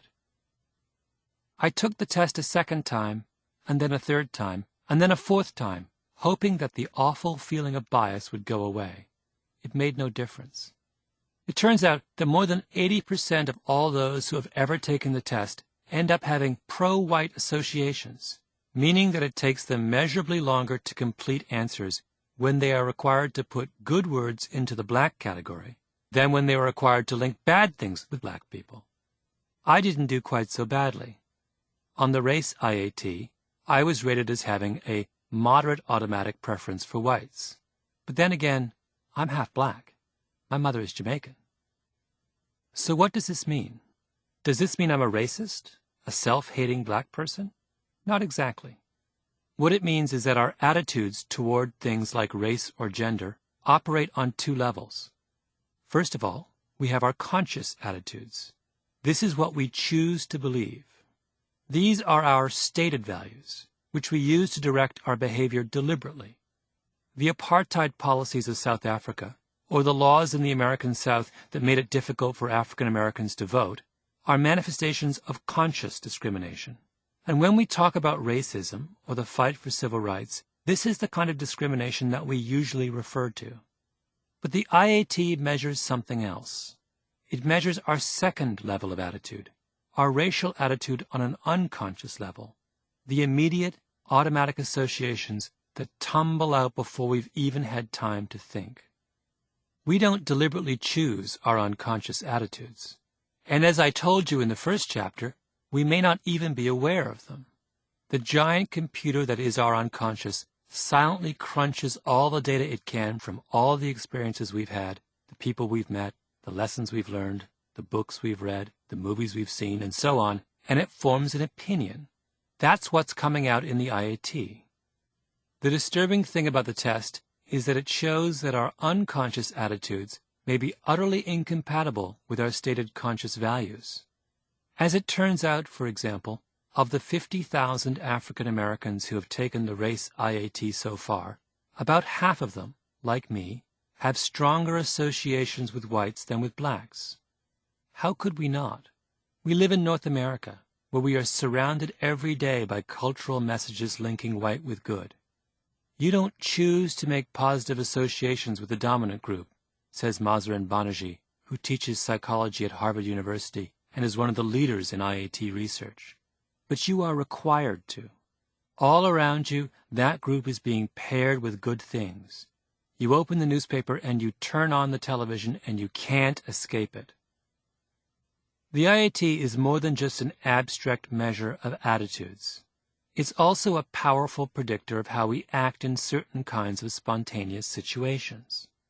If you have a strongly pro-white pattern of associations, for example, there is evidence that it will affect the way you behave in the presence of a black person. It's not going to affect what you'll choose to say or feel or do. In all likelihood, you won't be aware that you're behaving any differently than you would around a white person. But chances are you'll lean forward a little less, turn away slightly from him or her, close your body a bit, be a bit less expressive, maintain less eye contact, stand a little farther away, smile a lot less, hesitate and stumble over your words a bit more, laugh at jokes a bit less. Does that matter? Of course it does. Suppose the conversation is a job interview, and suppose the applicant is a black man. He's going to pick up on that uncertainty and distance, and that may well make him a little less certain of himself, a little less confident, and a little less friendly. And what will you think then? You may well get a gut feeling that the applicant doesn't really have what it takes, or maybe that he is a bit standoffish, or maybe that he doesn't really want the job. What this unconscious first impression will do, in other words, is throw the interview hopelessly off course. Or what if the person you are interviewing is tall? I'm sure that on a conscious level, we don't think that we treat tall people any differently from how we treat short people. But there's plenty of evidence to suggest that height, particularly in men, does trigger a certain set of very positive unconscious associations. I polled about half of the companies on the Fortune 500 list, the list of the largest corporations in the United States, asking each company questions about its CEO. Overwhelmingly, the heads of big companies are, as I'm sure comes as no surprise to anyone, white men, which undoubtedly reflects some kind of implicit bias. But they are also almost all tall. In my sample, I found that on average, male CEOs were just a shade under 6 feet tall. Given that the average American male is 5'9", that means that CEOs as a group have about 3 inches on the rest of their sex. But this statistic actually understates the matter. In the U.S. population, about 14.5% of all men are 6 feet or taller. Among CEOs of Fortune 500 companies, that number is 58%. Even more striking, in the general American population, 3.9% of adult men are 6'2" or taller. Among my CEO sample, almost a third were 6'2" or taller. The lack of women or minorities among the top executive ranks at least has a plausible explanation. For years, for a number of reasons having to do with discrimination and cultural patterns, there simply weren't a lot of women and minorities entering the management ranks of American corporations. So, today, when boards of directors look for people with the necessary experience to be candidates for top positions, they can argue somewhat plausibly that there aren't a lot of women and minorities in the executive pipeline. But this is not true of short people. It is possible to staff a large company entirely with white males, but it is not possible to staff a large company without short people. There simply aren't enough tall people to go around. Yet few of those short people ever make it into the executive suite. Of the tens of millions of American men below 5'6", a grand total of 10 in my sample have reached the level of CEO, which says that being short is probably as much of a handicap to corporate success as being a woman or an African American. The grand exception to all of these trends is American Express CEO Kenneth Chenault, who is both on the short side, 5'9", and black. He must be a remarkable man to have overcome 2 Warren Harding errors. Is this a deliberate prejudice? Of course not. No one ever says dismissively of a potential CEO candidate that he's too short.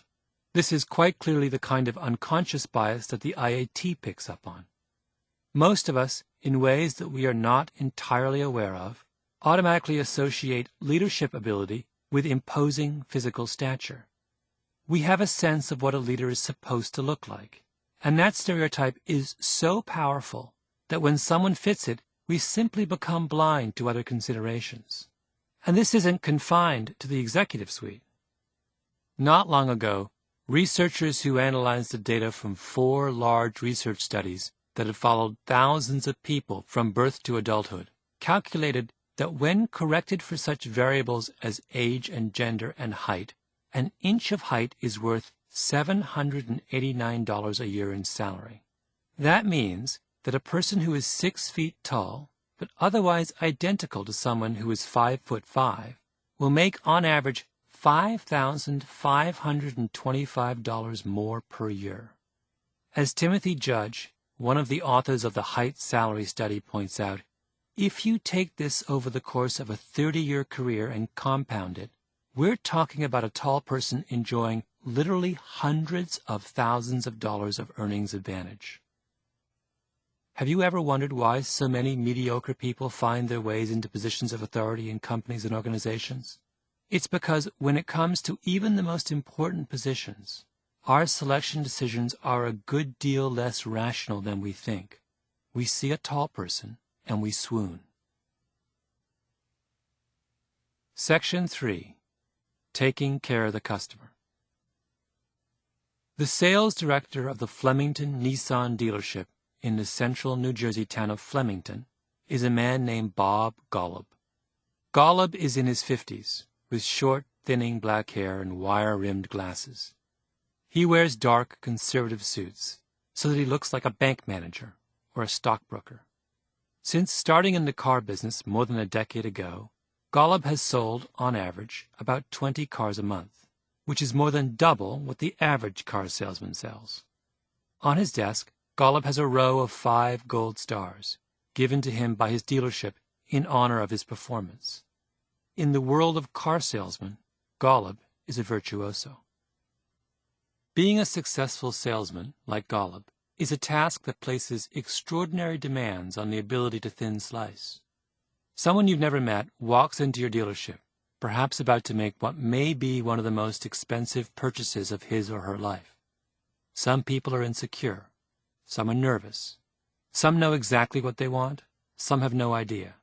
Some know a great deal about cars and will be offended by a salesman who adopts a patronizing tone. Some are desperate for someone to take them by the hand and make sense of what seems to them like an overwhelming process. A salesman, if he or she is to be successful, has to gather all of that information, figuring out, say, the dynamic that exists between a husband and a wife or a father and a daughter, process it, and adjust his or her own behavior accordingly, and do all of that within the first few moments of the encounter. Bob Golub is clearly the kind of person who seems to do that kind of thin slicing effortlessly. He's the Evelyn Harrison of car selling. He has a quiet, watchful intelligence and a courtly charm. He is thoughtful and attentive. He's a wonderful listener. He has, he says, 3 simple rules that guide his every action. Take care of the customer, take care of the customer, take care of the customer. If you buy a car from Bob Golub, he will be on the phone to you the next day, making sure everything is all right. If you come to the dealership but don't end up buying anything, he'll call you the next day, thanking you for stopping by. You always put on your best face, even if you're having a bad day. You leave that behind, he says. Even if things are horrendous at home, you give the customer your best. When I met Golub, he took out a thick 3-ring binder filled with a mountain of letters he's received over the years from satisfied customers. Each one of these has a story to tell, he said. He seemed to remember every one. As he flipped through the book, he pointed randomly at a short, typewritten letter. Saturday afternoon, late November 1992, a couple. They came in with this glazed look on their faces. I said, "Folks, have you been shopping for cars all day?" They said yes. No one had taken them seriously. I ended up selling them a car, and we had to get it from, I want to say, Rhode Island. We sent a driver 400 miles. They were so happy. He pointed at another letter. This gentleman here, we've delivered 6 cars to him already since 1993, and every time we deliver another car, he writes another letter. There's a lot like that. Here's a guy who lives way down by Keyport, New Jersey, 40 miles away. He brought me up a platter of scallops. There's another, even more important reason for Golub's success, however. He follows, he says, another very simple rule. He may make 1,000,000 snap judgments about a customer's needs and state of mind, but he tries never to judge anyone on the basis of his or her appearance. He assumes that everyone who walks in the door has the exact same chance of buying a car. You cannot prejudge people in this business, he said over and over when we met, and each time he used that phrase, his face took on a look of utter conviction. Prejudging is the kiss of death. You have to give everyone your best shot. A green salesperson looks at a customer and says, "This person looks like he can't afford a car," which is the worst thing you can do, because sometimes the most unlikely person is flush, Golub says. I have a farmer I deal with who I've sold all kinds of cars over the years. We seal our deal with a handshake, and he hands me a $100 bill and says, "Bring it out to my farm." We don't even have to write the order up. Now, if you saw this man, with his coveralls and his cow dung, you'd figure he was not a worthy customer. But in fact, as we say in the trade, he's all cashed up. Or sometimes people see a teenager and they blow him off. Well, then later that night, the teenager comes back with mom and dad and they pick up a car, and it's the other salesperson that writes them up. What Golub is saying is that most salespeople are prone to a classic Warren Harding error. They see someone, and somehow they let the first impression they have about that person's appearance drown out every other piece of information they manage to gather in that first instant. Golub, by contrast, tries to be more selective. He has his antennae out to pick up on whether someone is confident or insecure, knowledgeable or naive, trusting or suspicious. But from that thin-slicing flurry, he tries to edit out those impressions based solely on physical appearance. The secret of Golub's success is that he has decided to fight the Warren Harding error. Section 4. Spotting the Sucker. Why does Bob Golub's strategy work so well? Because Warren Harding errors, it turns out, play an enormous, largely unacknowledged role in the car-selling business. Consider, for example, a remarkable social experiment conducted in the 1990s by a law professor in Chicago named Ian Ayres. Ayres put together a team of 38 people, 18 white men, 7 white women, 8 black women, and 5 black men. Ayres took great pains to make them appear as similar as possible. All were in their mid-20s. All were of average attractiveness. All were instructed to dress in conservative casual wear. The women in blouses, straight skirts, and flat shoes. The men in polo shirts or button-downs, slacks and loafers. All were given the same cover story. They were instructed to go to a total of 242 car dealerships in the Chicago area and present themselves as college-educated young professionals. Sample job, systems analyst at a bank, living in the Tony, Chicago neighborhood of Streeterville. Their instructions for what to do were even more specific. They should walk in. They should wait to be approached by a salesperson. "I'm interested in buying this car," they were supposed to say, pointing to the lowest-priced car in the showroom. Then, after they heard the salesman's initial offer, they were instructed to bargain back and forth until the salesman either accepted an offer or refused to bargain any further, a process that in almost all cases took about 40 minutes. What Ayres was trying to do was zero in on a very specific question. All other things being absolutely equal, how does skin color or gender affect the price that a salesman in a car dealership offers? The results were stunning. The white men received initial offers from the salesman that were $725 above the dealer's invoice, that is, what the dealer paid for the car from the manufacturer.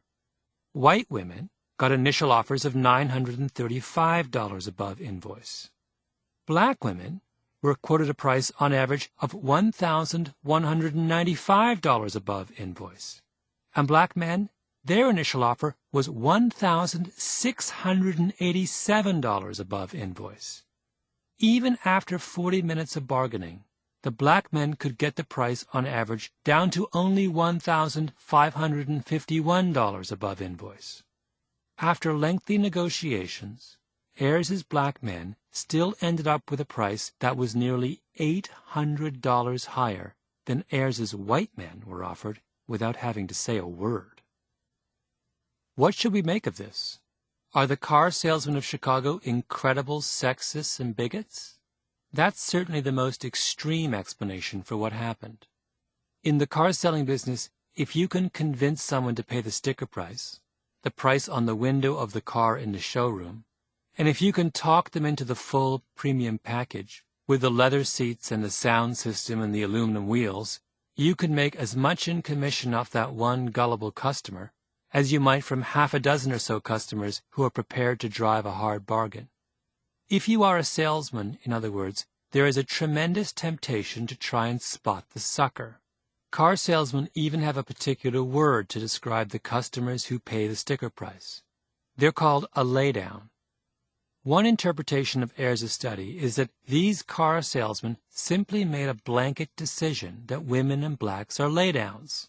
They saw someone who wasn't a white male and thought to themselves, aha, this person is so stupid and naive that I can make a lot of money off them. This explanation, however, doesn't make much sense. Ayres's black and female car buyers, after all, gave one really obvious sign after another that they weren't stupid and naive. They were college-educated professionals. They had high-profile jobs. They lived in a wealthy neighborhood. They were dressed for success. They were savvy enough to bargain for 40 minutes. Does anything about these facts suggest a sucker? If Ayres's study is evidence of conscious discrimination, then the car salesmen of Chicago are either the most outrageous of bigots, which seems unlikely, or so dense that they were oblivious to every one of those clues, equally unlikely. I think instead that there is something more subtle going on here. What if, for whatever reason, experience, car selling lore, what they've heard from other salesmen, they have a strong automatic association between laydowns and women and minorities? What if they linked those two concepts in their mind unconsciously, the same way that millions of Americans link the words evil and criminal with African American on the race IAT, so that when women and black people walk through the door, they instinctively think sucker? These salesmen may well have a strong, conscious commitment to racial and gender equality, and they would probably insist up and down that they were quoting prices based on the most sophisticated reading of their customer's character. But the decisions they made on the spur of the moment, as each customer walked through the door, was of another sort. This was an unconscious reaction. They were silently picking up on the most immediate and obvious fact about Ayres's car buyers, their sex and their color, and sticking with that judgment, even in the face of all manner of new and contradictory evidence. They are behaving just like the voters did in the 1920 presidential election when they took one look at Warren Harding, jumped to a conclusion, and stopped thinking. In the case of the voters, their error gave them one of the worst U.S. presidents ever. In the case of the car salesman, their decision to quote an outrageously high price to women and blacks alienated people who might otherwise have bought a car. Golub tries to treat every customer exactly the same because he's aware of just how dangerous snap judgments are when it comes to race and sex and appearance. Sometimes the unprepossessing farmer with his filthy coveralls is actually an enormously rich man with a 4,000-acre spread, and sometimes the teenager is coming back later with mom and dad. Sometimes the young black man has an MBA from Harvard. Sometimes the petite blonde makes the car decisions for her whole family. Sometimes the man with the silver mane and broad shoulders and lantern jaw is a lightweight, so Golub doesn't try to spot the laydown. He quotes everyone the same price, sacrificing high profit margins on an individual car for the benefits of volume, and word of his fairness has spread to the point where he gets up to a third of his business from the referrals of satisfied customers. Can I simply look at someone and say, "This person is going to buy a car?" asks Golub. You'd have to be pretty darn good to do that, and there's no way I could. Sometimes I get completely taken aback. Sometimes I'll have a guy come in waving a checkbook saying, "I'm here to buy a car today. If the numbers are right, I'll buy a car today." And you know what? 9 times out of 10, he never buys. Section 5. Think about Dr. King. What should we do about Warren Harding errors? The kinds of biases we're talking about here aren't so obvious that it's easy to identify a solution. If there's a law on the books that says that black people can't drink at the same water fountains as white people, the obvious solution is to change the law. But unconscious discrimination is a little bit trickier. The voters in 1920 didn't think they were being suckered by Warren Harding's good looks any more than Ayres's Chicago car dealers realized how egregiously they were cheating women and minorities, or boards of directors realize how absurdly biased they are in favor of the tall. If something is happening outside of awareness, how on earth do you fix it? The answer is that we are not helpless in the face of our first impressions. They may bubble up from the unconscious, from behind a locked door inside of our brain, but just because something is outside of awareness doesn't mean it's outside of control. It is true, for instance, that you can take the race IAT or the career IAT as many times as you want and try as hard as you can to respond faster to the more problematic categories, and it won't make a whit of difference. But, believe it or not, if, before you take the IAT, I were to ask you to look over a series of pictures or articles about people like Martin Luther King or Nelson Mandela or Colin Powell, your reaction time would change. Suddenly, it won't seem so hard to associate positive things with black people. I had a student who used to take the IAT every day, Banerjee says. It was the first thing he did, and his idea was just to let the data gather as he went. Then, this one day, he got a positive association with blacks. And he said, "That's odd. I've never gotten that before, because we've all tried to change our IAT score, and we couldn't." But he's a track and field guy, and what he realized is that he'd spent the morning watching the Olympics. Our first impressions are generated by our experiences and our environment, which... Section 3. The Perils of Introspection. On Paul Van Riper's first tour in Southeast Asia, when he was out in the bush, serving as an advisor to the South Vietnamese, he would often hear gunfire in the distance. He was then a young lieutenant, new to combat, and his first thought was always to get on the radio and ask the troops in the field what was happening. After several weeks of this, however, he realized that the people he was calling on the radio had no more idea than he did about what the gunfire meant. It was just gunfire. It was the beginning of something, but what that something was not yet clear. So Van Riper stopped asking. On his second tour of Vietnam, whenever he heard gunfire, he would wait. I would look at my watch, Van Riper says, and the reason I looked was that I wasn't going to do a thing for 5 minutes. If they needed help, they were going to holler. And after 5 minutes, if things had settled down, I still wouldn't do anything. You've got to let people work out the situation and work out what's happening. The danger in calling is that they'll tell you anything to get you off their backs. And if you act on that, and take it at face value, you could make a mistake. Plus, you're diverting them. Now they're looking upward instead of downward. You're preventing them from resolving the situation. Van Riper carried this lesson with him when he took over the helm of Red Team. The first thing I told our staff is that we would be in command and out of control, Van Riper says, echoing the words of the management guru Kevin Kelly. By that, I mean that the overall guidance and the intent were provided by me and the senior leadership, but the forces in the field wouldn't depend on intricate orders coming down from the top. They were to use their own initiative and be innovative as they went forward.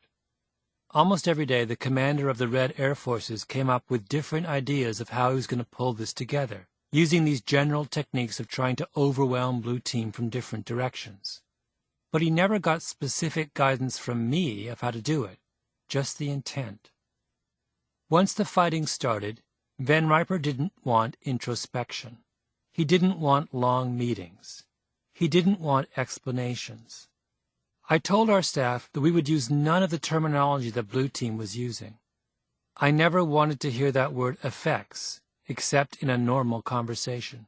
I didn't want to hear about operational net assessment. We would not get caught up in any of these mechanistic processes. We would use the wisdom, the experience, and the good judgment of the people we had. This kind of management system clearly has its risks. It meant Van Riper didn't always have a clear idea of what his troops were up to. It meant he had to place a lot of trust in his subordinates. It was, by his own admission, a messy way to make decisions.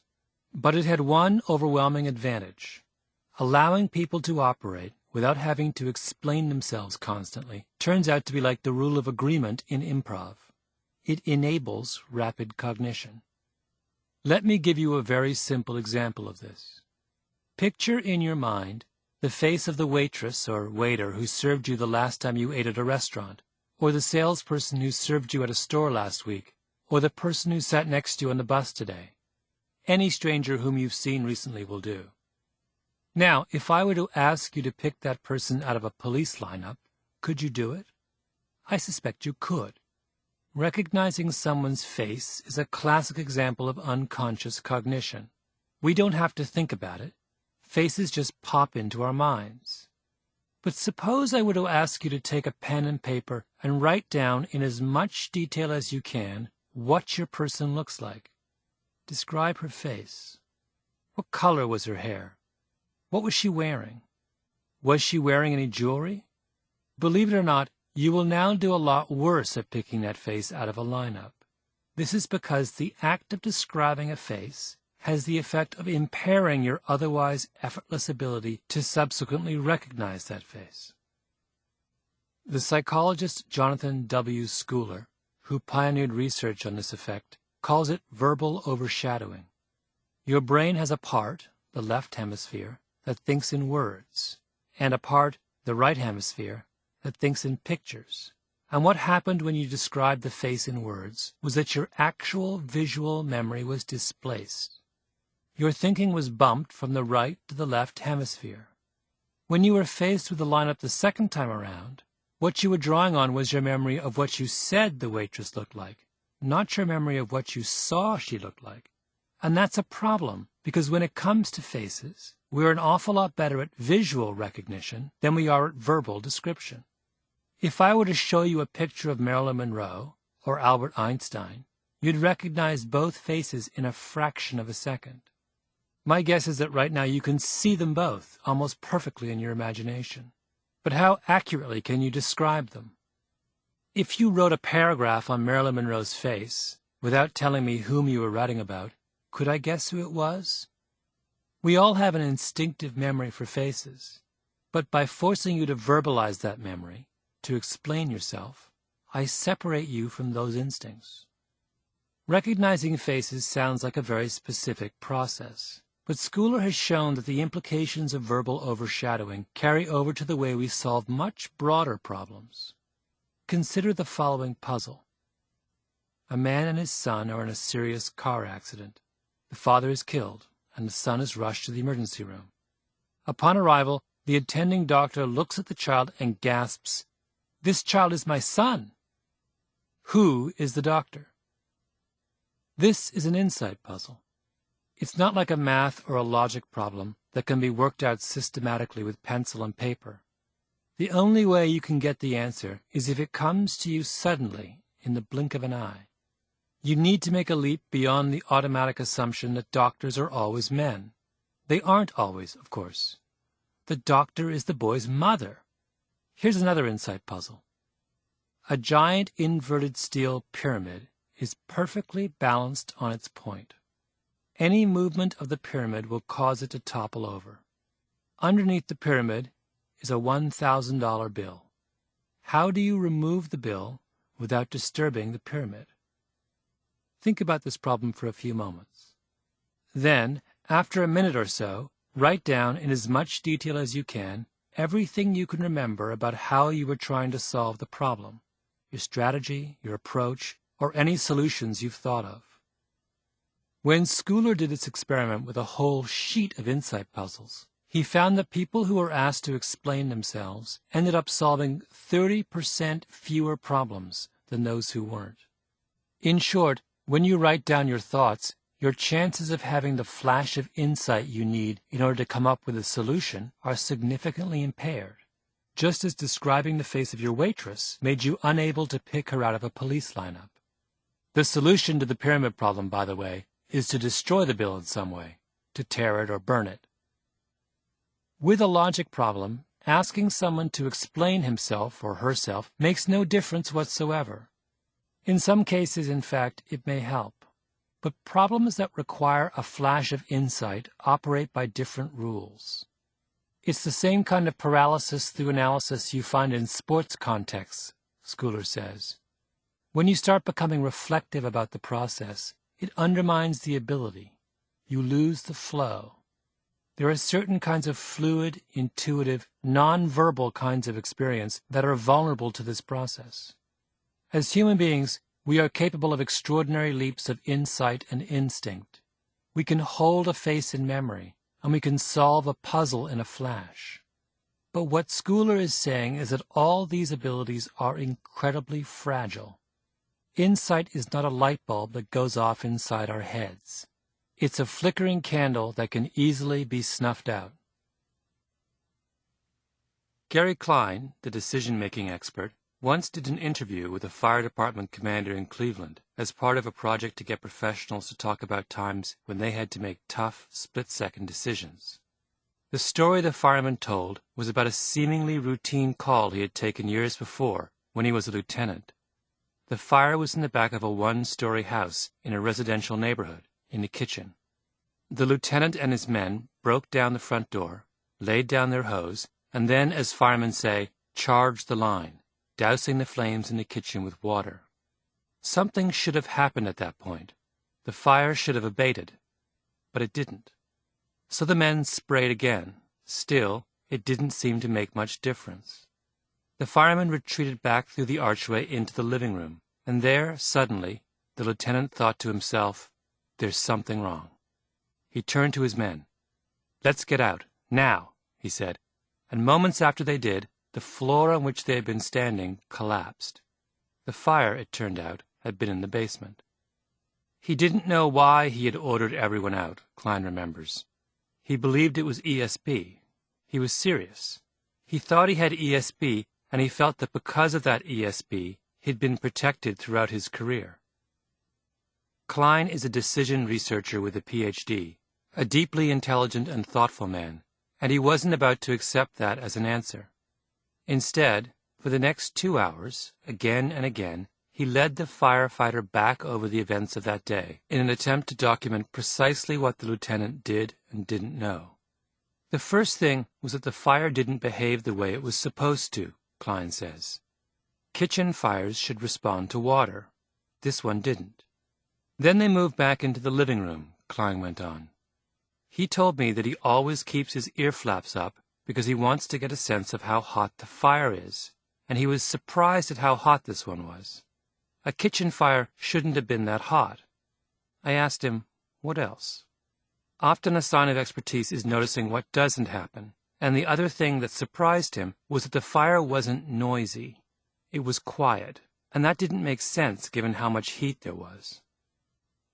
In retrospect, all those anomalies make perfect sense. The fire didn't respond to being sprayed in the kitchen because it wasn't centered in the kitchen. It was quiet because it was muffled by the floor. The living room was hot because the fire was underneath the living room and heat rises. At the time, though, the lieutenant made none of these connections consciously. All of his thinking was going on behind the locked door of his unconscious.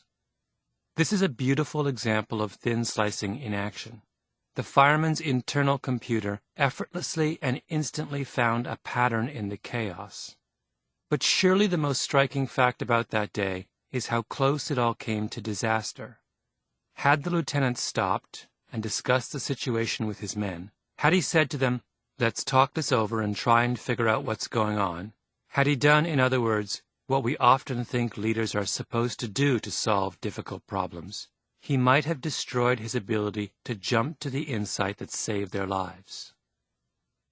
In Millennium Challenge, this is exactly the mistake the Blue Team made.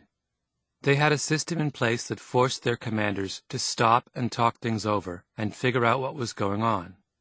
That would have been fine if the problem in front of them demanded logic. But instead, Van Riper presented them with something different.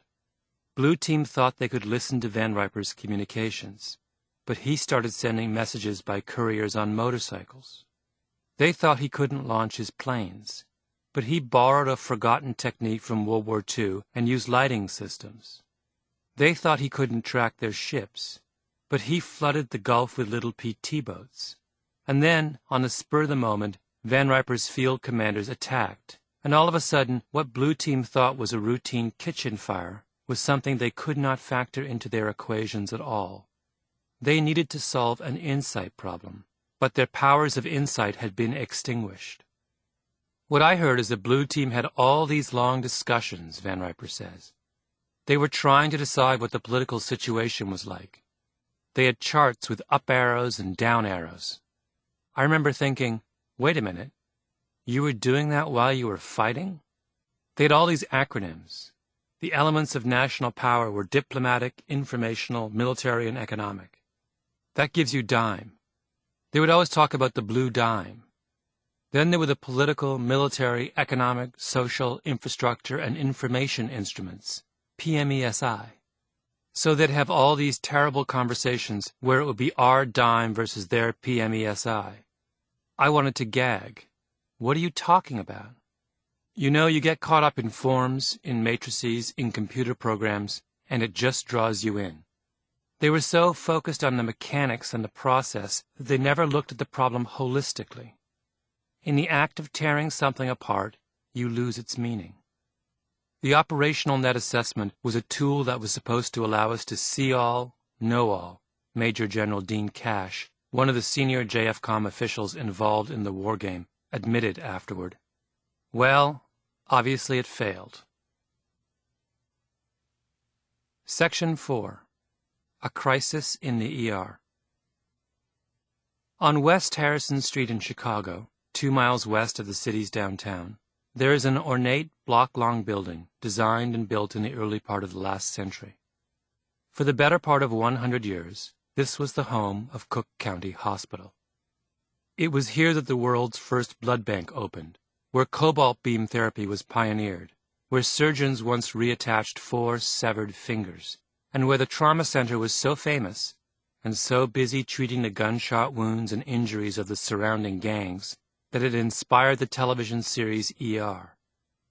In the late 1990s, however, Cook County Hospital started a project that may one day earn the hospital as much acclaim as any of those earlier accomplishments.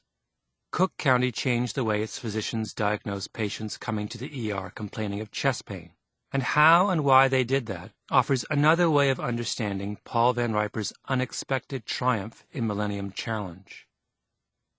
Cook County's big experiment began in 1996, a year after a remarkable man named Brendan Riley came to Chicago to become chairman of the hospital's Department of Medicine. The institution that Riley inherited was a mess. As the city's principal public hospital, Cook County was the place of last resort for the hundreds of thousands of Chicagoans without health insurance. Resources were stretched to the limit. The hospital's cavernous wards were built for another century. There were no private rooms, and patients were separated by flimsy plywood dividers. There was no cafeteria or private telephone, just a payphone for everyone at the end of the hall. In one possibly apocryphal story, doctors trained a homeless man to do routine lab tests because there was no one else available. In the old days, says one physician at the hospital, if you wanted to examine a patient in the middle of the night, there was only one light switch, so if you turned on the light, the whole ward lit up. It wasn't until the mid-70s that they got individual bed lights. Because it wasn't air-conditioned, they had these big fans, and you can imagine the racket they made. There would be all kinds of police around because Cook County was where they brought patients from the jails. So you'd see prisoners shackled to the beds. The patients would bring in TVs and radios, and they would be blaring, and people would sit out in the hallways like they were sitting on a porch on a summer evening. There was only one bathroom for these hallways filled with patients, so people would be walking up and down, dragging their IVs. Then there were the nurses' bells that you buzzed to get a nurse. But of course, there weren't enough nurses, so the bells would constantly be going, ringing and ringing. Try listening to someone's heart or lungs in that setting. It was a crazy place. Riley had begun his medical career at the medical center at Dartmouth College, a beautiful, prosperous, state-of-the-art hospital nestled in the breezy, rolling hills of New Hampshire. West Harrison Street was another world. The first summer I was here was the summer of '95, when Chicago had a heat wave that killed hundreds of people. And of course, the hospital wasn't air-conditioned, Riley remembers. The heat index inside the hospital was 120. We had patients, sick patients, trying to live in that environment. One of the first things I did was grab one of the administrators and just walk her down the hall and have her stand in the middle of one of the wards. She lasted about 8 seconds.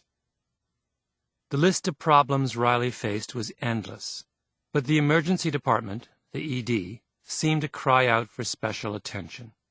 Because so few Cook County patients had health insurance, most of them entered the hospital through the emergency department, and the smart patients would come first thing in the morning and pack a lunch and a dinner.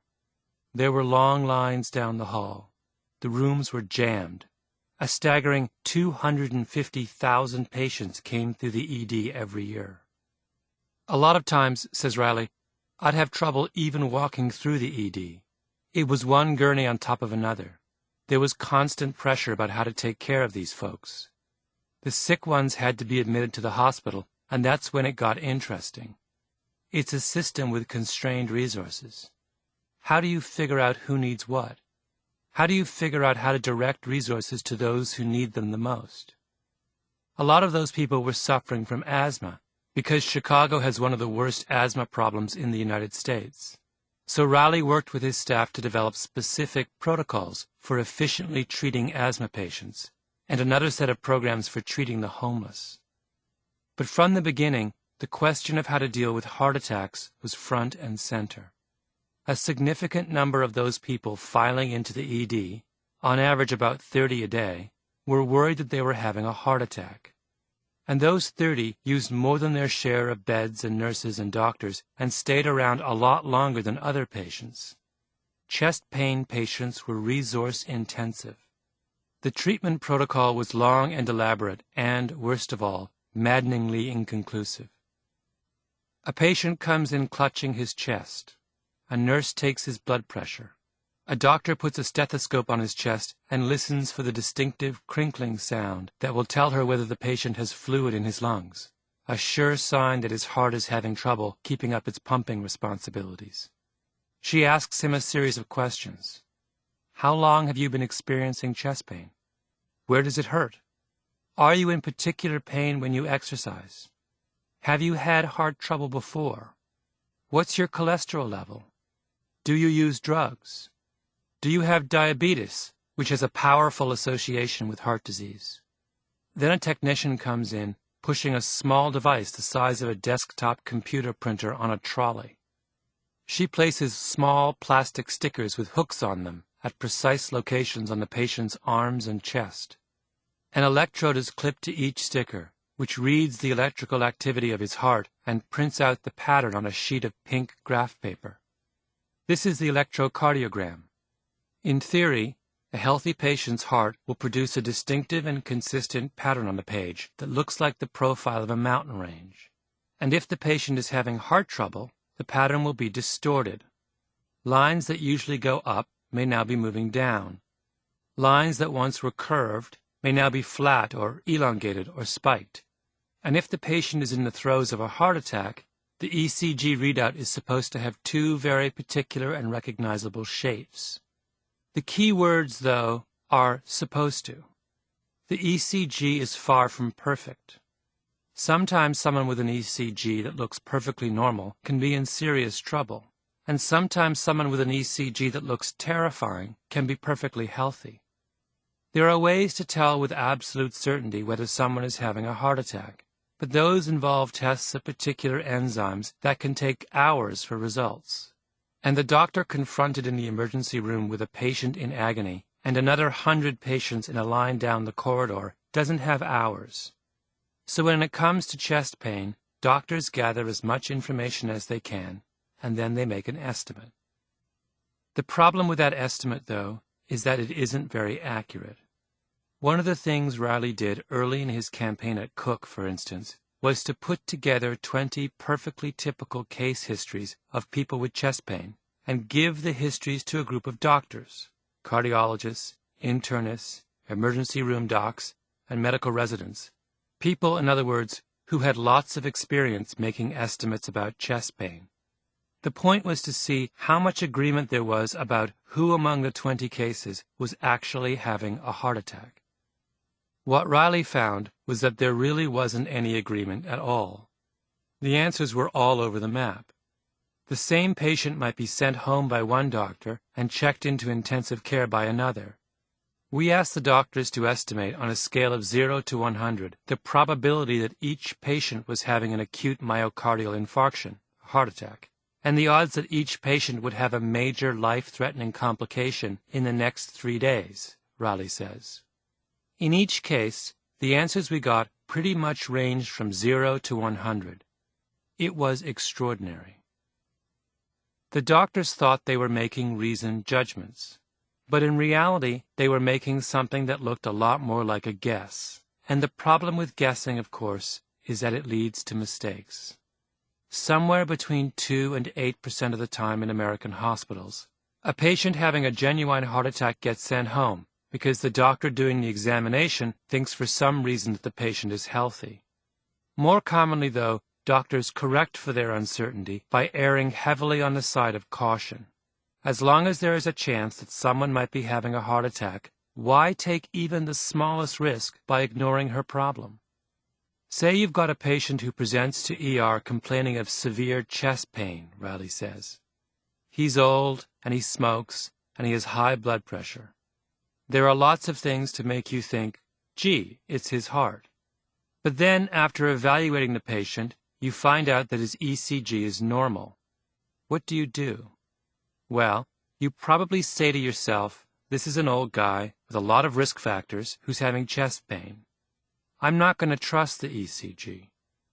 In recent years, the problem has gotten worse because the medical community has done such a good job of educating people about heart attacks that patients come running to the hospital at the first sign of chest pain. At the same time, the threat of malpractice has made doctors less and less willing to take a chance on a patient, with the result that these days only about 10% of those admitted to a hospital on suspicion of having a heart attack actually have a heart attack. This then was Riley's problem. He wasn't back at Dartmouth or over in one of the plush private hospitals on Chicago's North Side where money wasn't an issue. He was at Cook County.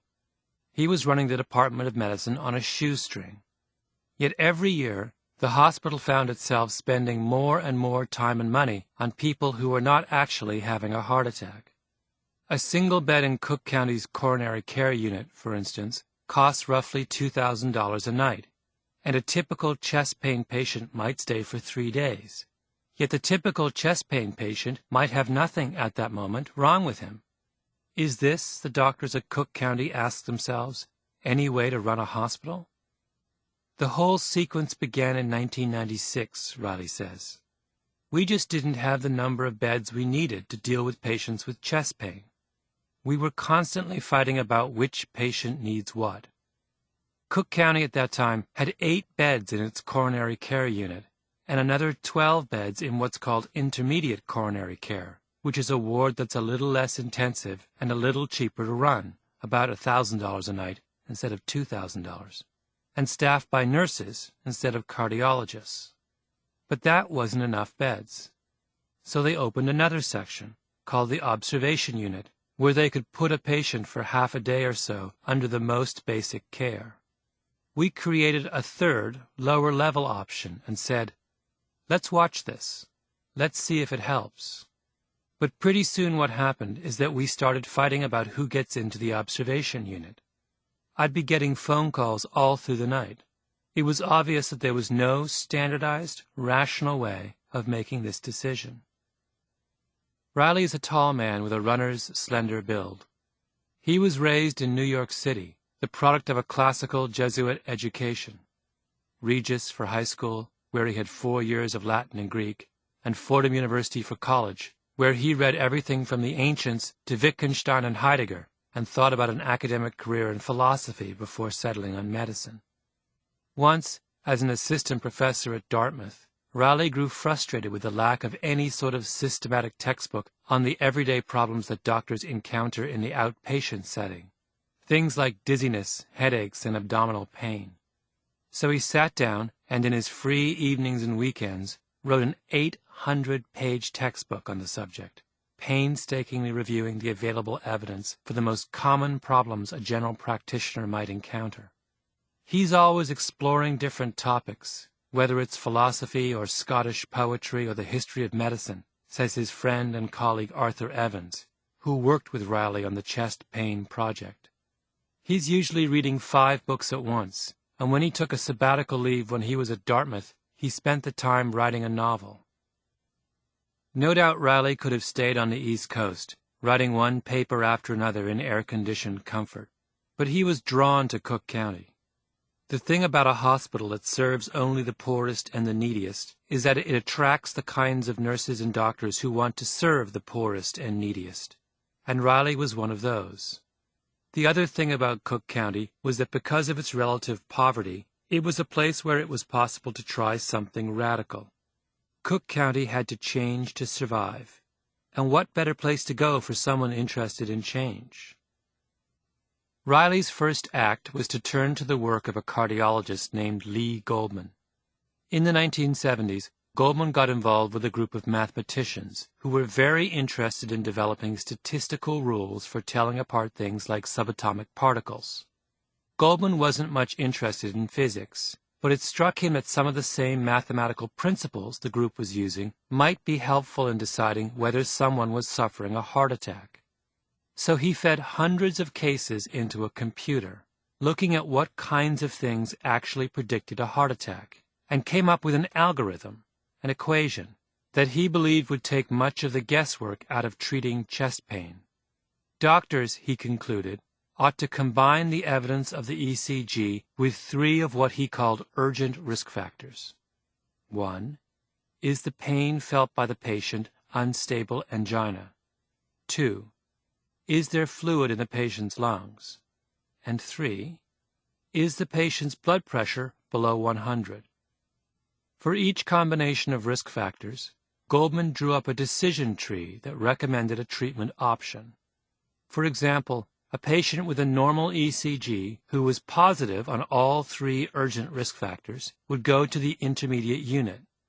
A patient whose ECG showed acute ischemia, that is, the heart muscle wasn't getting enough blood, but who had either 1 or no risk factors, would be considered low risk and go to the short stay unit.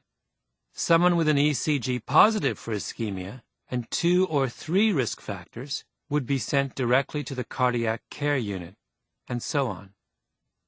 Goldman worked on his decision tree for years, steadily refining and perfecting it. But at the end of his scientific articles, there was always a plaintive sentence about how much more hands-on, real-world research needed to be done before the decision tree could be used in clinical practice. As the years passed, however, no one volunteered to do that research, not even at Harvard Medical School, where Goldman began his work, or at the equally prestigious University of California at San Francisco, where he completed it. For all the rigor of his calculations, it seemed that no one wanted to believe what he was saying, that an equation could perform better than a trained physician. Ironically, a big chunk of the funding for Goldman's initial research had come not from the medical community itself, but from the Navy.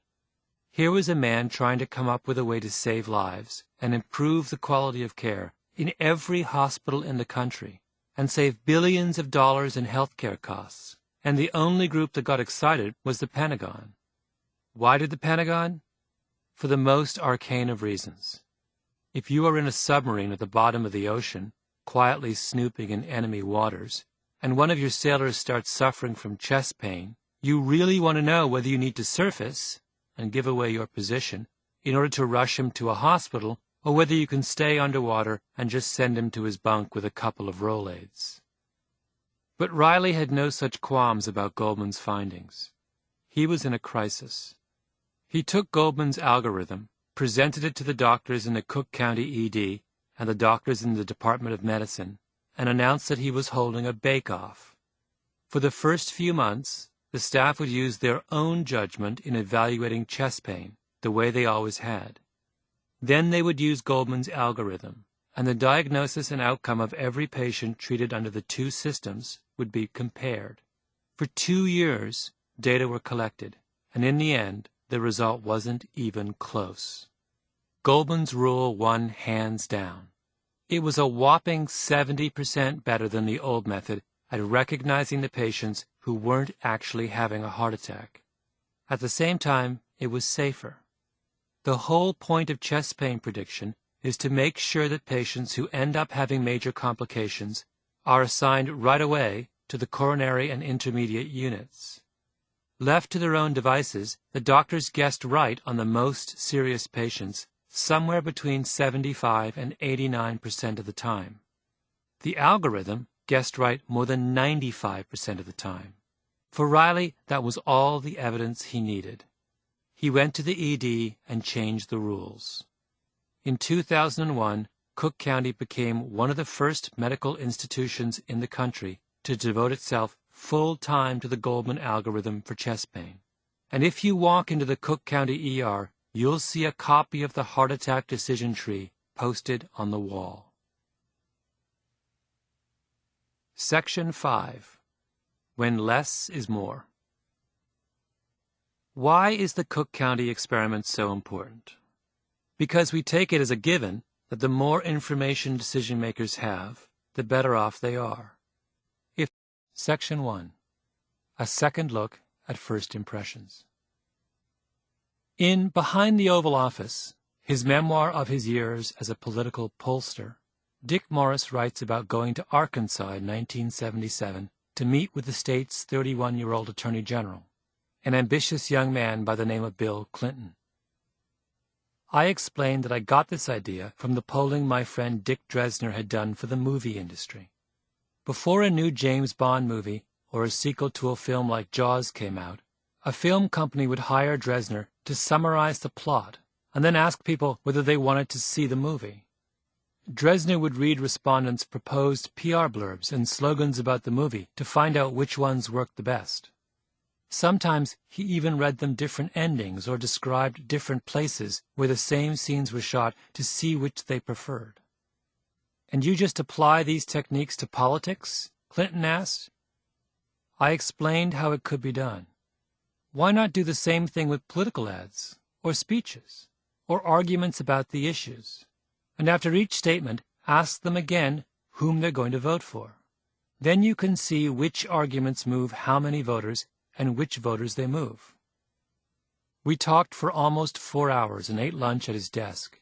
I showed the Attorney General sample polls I'd done. He was fascinated by the process. Here was a tool he could use, a process that could reduce the mysterious ways of politics to scientific testing and evaluation. Morris would go on to become a key advisor to Clinton when Clinton became president, and many people came to view his obsession with polling as deeply problematic, as a corruption of the obligation of elected officials to provide leadership and act upon principle. In truth, that's a little harsh. Morris was simply bringing into the world of politics the very same notions that guide the business world. Everyone wants to capture the mysterious and powerful reactions we have to the world around us. The people who make movies, or detergent, or cars, or music all want to know, before bringing their products to market, what we think of their products. That's why it wasn't enough for the people in the music business who loved Kenna to act on their gut feelings. Gut feelings about what the public wants are too mysterious and too iffy. Kenna was sent to the market researchers because it seems as though the most accurate way to find out how consumers feel about something is to ask them directly. But is that really true? If we had asked the students in John Barger's experiment why they were standing in the hall so patiently after they had been primed to be polite, they wouldn't have been able to tell us. If we had asked the Iowa gamblers why they were favoring cards from the blue decks, they wouldn't have been able to say, at least not until they had drawn 80 cards. Sam Gosling and John Gottman found that we can learn a lot more about what people think by observing their body language or facial expressions or looking at their bookshelves and the pictures on their walls than by asking them directly. And Vic Braden discovered that while people are very willing and very good at volunteering information explaining their actions, those explanations, particularly when it comes to the kinds of spontaneous opinions and decisions that arise out of the unconscious, aren't necessarily correct. In fact, it sometimes seems as if they are just plucked out of thin air. So, when marketers ask consumers to give them their reactions to something, to explain whether they liked a song that was just played, or a movie they just saw, or a politician they just heard, how much trust should be placed in their answers? Finding out what people think of a rock song sounds as if it should be easy. But the truth is that it isn't, and the people who run focus groups and opinion polls haven't always been sensitive to this fact. Getting to the bottom of the question of how good Kenna really is requires a more searching exploration of the intricacies of our snap judgments. Section 2. Pepsi's Challenge. In the early 1980s, the Coca-Cola Company was profoundly nervous about its future. Once, Coke had been far and away the dominant soft drink in the world, but Pepsi had been steadily chipping away at Coke's lead. In 1972, 18% of soft drink users said they drank Coke exclusively, compared with 4% who called themselves exclusive Pepsi drinkers. By the early 1980s, Coke had dropped to 12% and Pepsi had risen to 11%, and this despite the fact that Coke was much more widely available than Pepsi and spending at least $100 million more on advertising every year.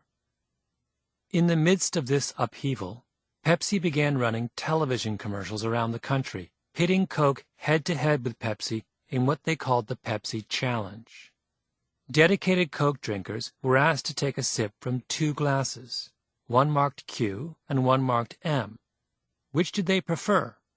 Invariably, they would say M, and lo and behold, M would be revealed as Pepsi.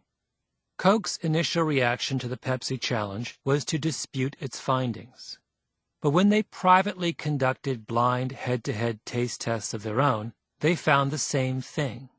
When asked to choose between Coke and Pepsi, the majority of tasters, 57%, preferred Pepsi. A 57 to 43% edge is a lot, particularly in a world where millions of dollars hang on the 10th of a percentage point, and it's not hard to imagine how devastating this news was to Coca-Cola management. The Coca-Cola mystique had always been based on its famous secret formula, unchanged since the earliest days of the company. But here was seemingly incontrovertible evidence that time had passed Coke by. Coca-Cola executives next did a flurry of additional market research projects. The news seemed to get worse. Maybe the principal characteristics that made Coke distinctive, like its bite, consumers now describe as harsh, the company's head of American operations, Brian Dyson, said at the time. And when you mention words like rounded and smooth, they say Pepsi. Maybe the way we assuage our thirst has changed. The head of Coke's consumer marketing research department in those years was a man named Roy Stout, and Stout became one of the leading advocates in the company for taking the results of the Pepsi Challenge seriously. If we have twice as many vending machines, have more shelf space, spend more on advertising, and are competitively priced, why are we losing market share? He asked Coke's top management. You look at the Pepsi Challenge, and you have to begin asking about taste. This was the genesis of what came to be known as New Coke. Coke's scientists went back and tinkered with the fabled secret formula to make it a little lighter and sweeter, more like Pepsi. Immediately, Coke's market researchers noticed an improvement. In blind tastes of some of the early prototypes, Coke pulled even with Pepsi. They tinkered some more. In September of 1984, they went back out and tested what would end up as the final version of New Coke. They rounded up not just thousands, but hundreds of thousands of consumers all across North America, and in head-to-head blind taste tests, New Coke beat Pepsi by 6 to 8 percentage points. Coca-Cola executives were elated. The new drink was given the green light. In the press conference announcing the launch of New Coke, the company's CEO, Roberto C. Goizueta, called the new product the surest move the company's ever made, and there seemed little reason to doubt what he said. Consumers, in the simplest and most direct manner imaginable, had been asked for their reaction, and they had said they didn't much like the old Coke, but they very much liked the new Coke. How could New Coke fail? But it did. It was a disaster. Coke drinkers rose up in outrage against New Coke. There were protests around the country. Coke was plunged into crisis, and just a few months later, the company was forced to bring back the original formula as Classic Coke, at which point sales of New Coke virtually disappeared. The predicted success of New Coke never materialized. But there was an even bigger surprise. The seemingly inexorable rise of Pepsi, which had also been so clearly signaled by market research, never materialized either. For the last 20 years, Coke has gone head-to-head with Pepsi with a product that taste tests say is inferior, but Coke is still the #1 soft drink in the world. The story of New Coke, in other words, is a really good illustration of how complicated it is to find out what people really think. Section 3. The blind leading the blind. The difficulty with interpreting the Pepsi Challenge findings begins with the fact that it was based on what the industry calls a sip test, or a CLT, central location test. Tasters don't drink the entire can. They take a sip from a cup of each of the brands being tested and then make their choice. Now suppose I were to ask you to test a soft drink a little differently. What if you were to take a case of the drink home and tell me what you think after a few weeks? Would that change your opinion? It turns out it would. Carol Dollard, who worked for Pepsi for many years in new product development, says, "I've seen many times when the CLT will give you one result, and the home use test will give you the exact opposite. For example, in a CLT, consumers might taste 3 or 4 different products in a row, taking a sip or a couple of sips of each. A sip is very different from sitting and drinking a whole beverage on your own. Sometimes a sip tastes good and a whole bottle doesn't. That's why home use tests give you the best information. The user isn't in an artificial setting.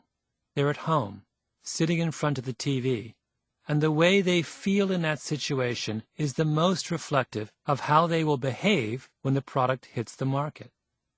Dollard says, for instance, that one of the biases in a sip test is towards sweetness. If you only test in a sip test, consumers will like the sweeter product. But when they have to drink a whole bottle or can, that sweetness can get really overpowering or cloying. Pepsi is sweeter than Coke, so right away it had a big advantage in a sip test. Pepsi is also characterized by a citrusy flavor burst, unlike the more raisiny vanilla taste of Coke. But that burst tends to dissipate over the course of an entire can, and that is another reason Coke suffered by comparison. Pepsi, in short, is a drink built to shine in a sip test. Does this mean that the Pepsi Challenge was a fraud? Not at all. It just means that we have 2 different reactions to colas. We have one reaction after taking a sip, and we have another reaction after drinking a whole can. In order to make sense of people's cola judgments, we need to first decide which of those 2 reactions most interests us. Then there's the issue of what is called sensation transference. This is a concept coined by one of the great figures in 20th century marketing, a man named Louis Cheskin, who was born in Ukraine at the turn of the century and immigrated to the United States as a child. Cheskin was convinced that when people give an assessment of something they might buy in a supermarket or a department store, without realizing it, they transfer sensations or impressions that they have about the packaging of the product to the product itself. To put it another way, Cheskin believed that most of us don't make a distinction, on an unconscious level, between the package and the product. The product is the package and the product combined. One of the projects Cheskin worked on was margarine. In the late 1940s, margarine was not very popular. Consumers had no interest in either eating it or buying it. But Cheskin was curious. Why didn't people like margarine? Was there a problem with margarine intrinsic to the food itself? Or was it a problem with the associations people had with margarine? He decided to find out. In that era, margarine was white. Cheskin colored it yellow so that it would look like butter. Then he staged a series of luncheons with homemakers. Because he wanted to catch people unawares, he didn't call the luncheons margarine testing luncheons. He merely invited a group of women to an event. My bet is that all the women wore little white gloves, says Davis Maston, who today is one of the principals in the consulting firm Cheskin founded. Cheskin brought in speakers and served food, and there were little pats of butter for some and little pats of margarine for others. The margarine was yellow. In the context of it, they didn't let people know there was a difference. Afterwards, everyone was asked to rate the speakers and the food, and it ended up that people thought the butter was just fine. It was an indirect method to see whether this was simply a perceptual issue or whether there was fundamentally a problem with margarine itself. Market research had said there was no future for margarine. Lewis said, let's go at this more indirectly, and whoa, people liked it just fine. Now the question of how to increase sales of margarine was suddenly much clearer. Cheskin told his client to call their product imperial margarine, so they could put an impressive-looking crown on the package. And as he had learned at the luncheon, the color was critical. He told them the margarine had to be yellow. Then he told them to wrap it in foil, because in those days foil was associated with high quality. And sure enough, if they gave someone two identical pieces of bread, one buttered with white margarine and the other buttered with foil-wrapped yellow imperial margarine, the second piece of bread won hands down in taste tests every time. You never ask anyone, do you want foil or not? Because the answer is always going to be, I don't know, or why would I, says Maston. You just ask them, which tastes better? And by that indirect method, you get a picture of what their true motivations are. The Cheskin Company demonstrated a particularly elegant example of sensation transference a few years ago, when they studied two competing brands of inexpensive brandy, Christian Brothers and E&J, the latter of which, to give you some idea of the market segment to which the two belong, is known to its clientele as Easy Jesus. Their client, Christian Brothers, wanted to know why, after years of being the dominant brand in the category, it was losing market share to E&J. Their brandy wasn't more expensive, it wasn't harder to find in the store, and they weren't being out-advertised, since there is very little advertising at this end of the brandy segment. So why were they losing ground? Cheskin set up a blind taste test with 200 brandy drinkers. The two brandies came out roughly the same. Cheskin then decided to go a few steps further. We went out and did another test with 200 different people, explains Darrell Ray, another principal in the firm. This time, we told people which glass was Christian Brothers and which glass was E&J. Now you're having sensation transference from the name, and this time Christian Brothers' numbers are up. Clearly people had more positive associations with the name Christian Brothers than with E&J. That only deepened the mystery, because if Christian Brothers had a stronger brand, Why were they losing market share? So now we do another 200 people. This time the actual bottles of each brand are in the background. We don't ask about the packages, but there they are. And what happens? Now we get a statistical preference for E&J. So we've been able to isolate what Christian Brothers' problem is. The problem is not the product, and it's not the branding. It's the package. Ray pulled out a picture of the 2 brandy bottles as they appeared in those days. Christian Brothers looked like a bottle of wine. It had a long, slender spout and a simple off-white label. E&J, by contrast, had a far more ornate bottle, more squat, like a decanter, with smoked glass, foil wrapping around the spout, and a dark, richly textured label. To prove their point, Ray and his colleagues did one more test. They served 200 people Christian Brothers brandy out of an E&J bottle, and E&J brandy out of a Christian Brothers bottle. Which brandy won? Christian Brothers, hands down, by the biggest margin of all. Now they had the right taste, the right brand, and the right bottle. The company redesigned their bottle to look a lot more like E&J's, and, sure enough, their problem was solved.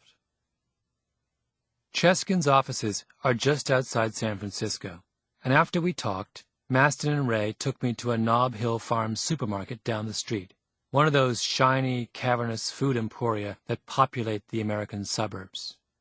"We've done work in just about every aisle," Maston said, as we walked in. In front of us was the beverage section. Ray leaned over and picked up a can of 7-Up. We tested 7-Up.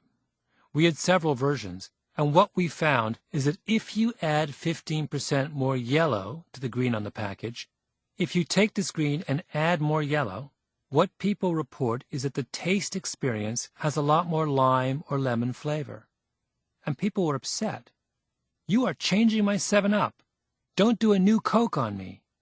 It's exactly the same product, but a different set of sensations have been transferred from the bottle, which in this case isn't necessarily a good thing. From the cold beverage section, we wandered to the canned goods aisle. Maston picked up a can of Chef Boyardee ravioli and pointed at the picture of the chef on the label of the can. His name is Hector. We know a lot about people like this, like Orville Redenbacher or Betty Crocker or the woman on the Sun-Made Raisins package. The general rule is, the closer consumers get to the food itself, the more consumers are going to be conservative. What that means for Hector is that, in this case, he needs to look pretty literal. You want to have the face as a recognizable human being that you can relate to. Typically, close-ups of the face work better than full body shots.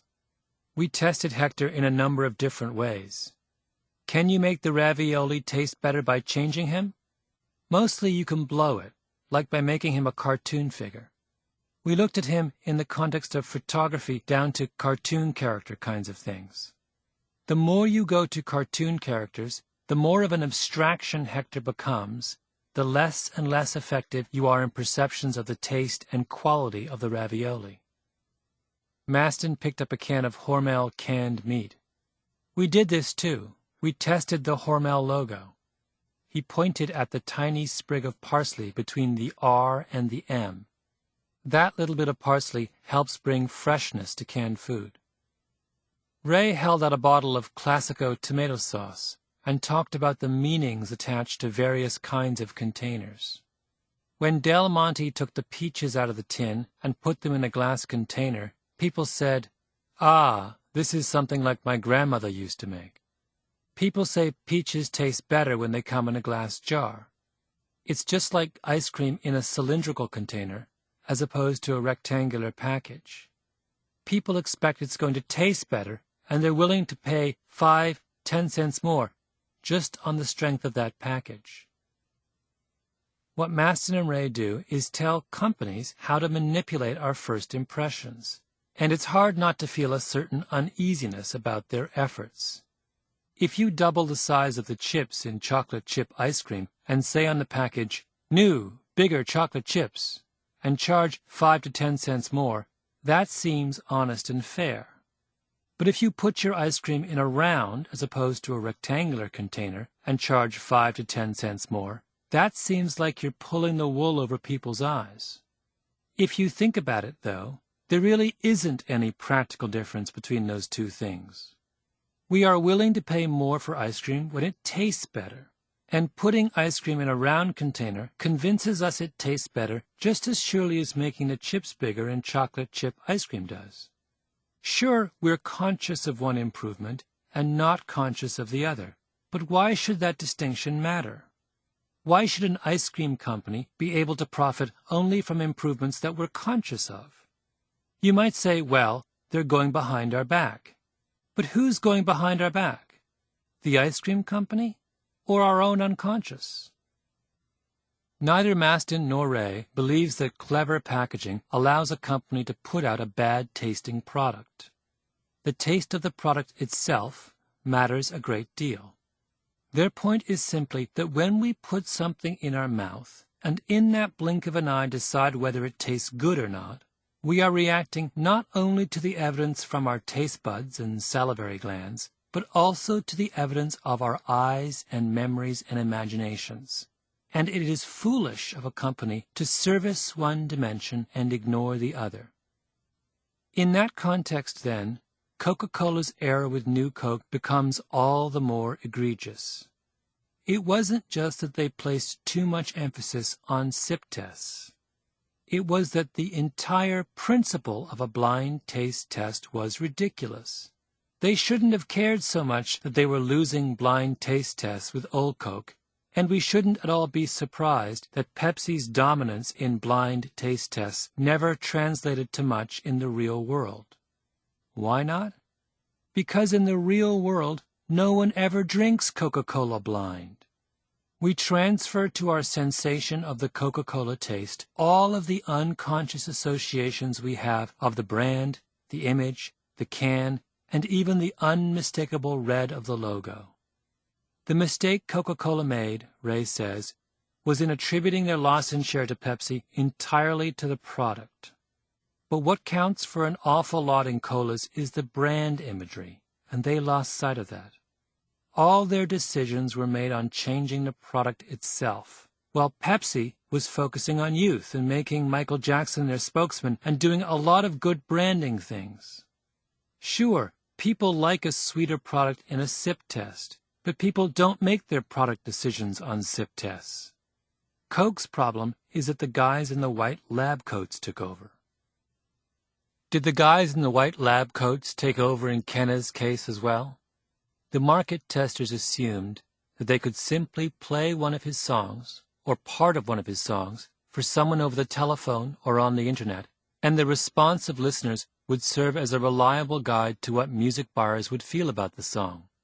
Their thinking was that music lovers can thin slice a new song in a matter of seconds, and there's nothing wrong with that idea in principle. But thin slicing has to be done in context. It is possible to quickly diagnose the health of a marriage, but you can't just watch a couple playing ping pong. You have to observe them while they're discussing something of relevance to their relationship. It's possible to thin slice a surgeon's risk of being sued for malpractice on the basis of a small snippet of conversation, but it has to be a conversation with a patient. All of the people who warmed to Kenna had that kind of context. The people at the Roxy and the No Doubt concert saw him in the flesh. Craig Kallman had Kenna sing for him right there in his office. Fred Durst heard Kenna through the prism of one of his trusted colleagues' excitement. The viewers of MTV who requested Kenna over and over had seen his video. Judging Kenna without that additional information is like making people choose between Pepsi and Coke in a blind taste test. Section 4.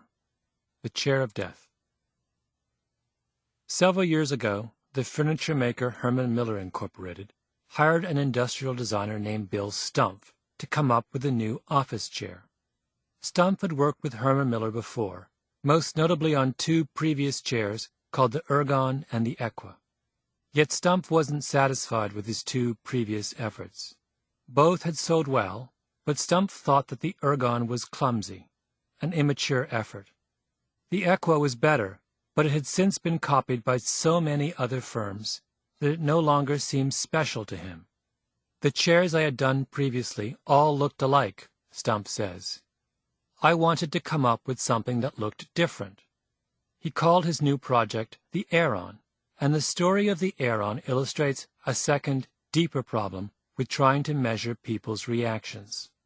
It is hard for us to explain our feelings about unfamiliar things. Stumpf's idea was to try to make the most ergonomically correct chair imaginable. He had tried that with the Equa, but with the Aeron he went even further. An enormous amount of work, for instance, went into the mechanism connecting the back of the chair with what chair designers call the seat pan. In a typical chair, there's a simple hinge connecting the two so you can lean back in the chair. But the problem with the hinge is that the chair pivots in a different way from how our hips pivot, so tilting pulls the shirt out of our pants and puts undue stress on our back. On the Aeron, the seat pan and back of the chair moved independently through a complex mechanism. And there was much more. The design team at Herman Miller wanted fully adjustable arms, and that was easier if the arms of the chair were attached to the back of the Aeron, not underneath the seat pan, as is ordinarily the case. They wanted to maximize support for the shoulders, so the back of the chair was wider at the top than at the bottom. This was exactly the opposite of most chairs, which are wide at the bottom and taper at the top. Finally, they wanted the chair to be comfortable for people who were stuck at their desks for long periods of time. I looked at straw hats and other things like wicker furniture, Stumpf says. I've always hated foam chairs covered in fabric because they seemed hot and sticky. The skin is an organ. It breathes. This idea of getting something breathable, like the straw hat, was intriguing to me. What he settled on was a specially engineered thin elastic mesh, stretched tight over the plastic frame. If you looked through the mesh, you could see the levers and mechanisms and hard plastic appendages which were out in plain sight below the seat pan. In Herman Miller's years of working with consumers on seating, they had found that when it comes to choosing office chairs, most people automatically gravitate to the chair with the most presumed status, something senatorial or throne-like, with thick cushions and a high, imposing back. What was the Aeron? It was the exact opposite. A slender, transparent concoction of black plastic and odd protuberances and mesh that looked like the exoskeleton of a giant prehistoric insect. Comfort in America is very much conditioned by lazy-boy recliners, says Stumpf. In Germany, they joke about Americans wanting too much padding in their car seats. We have this fixation on softness. I always think of that glove that Disney put on Mickey Mouse's hand. If we saw his real claw, no one would have liked him.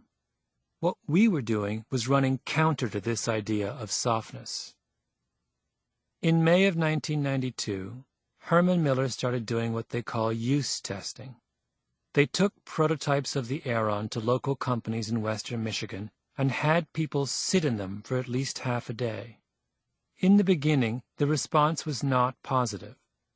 Herman Miller asked people to rate the chair's comfort on a scale of 1 to 10, where 10 is perfect and at least 7.5 is where you'd really love to be before you actually go to market.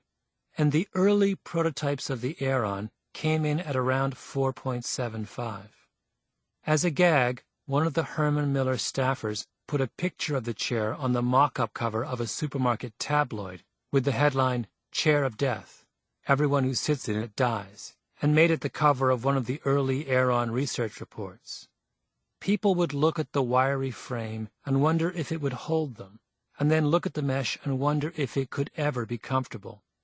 It's very hard to get someone to sit on something that doesn't look right, says Rob Harvey, who was Herman Miller's Senior Vice President of Research and Design at the time. If you build a chair that has a wiry frame, people's perception is that it isn't going to hold them.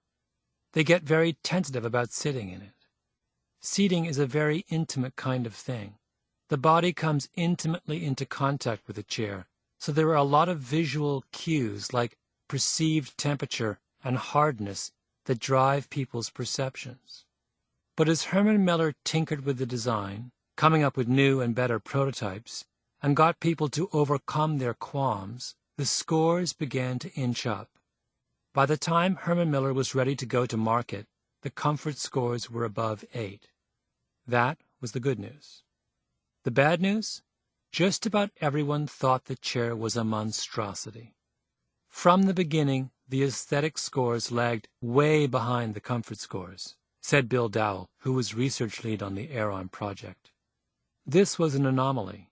We've tested thousands and thousands of people sitting in chairs, and one of the strongest correlations we've always found is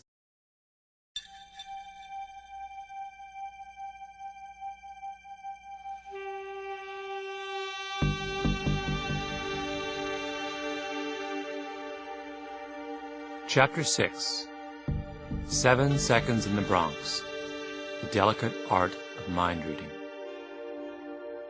The 1100 block of Wheeler Avenue in the Soundview neighborhood of the South Bronx is a narrow street of modest two-story houses and apartments.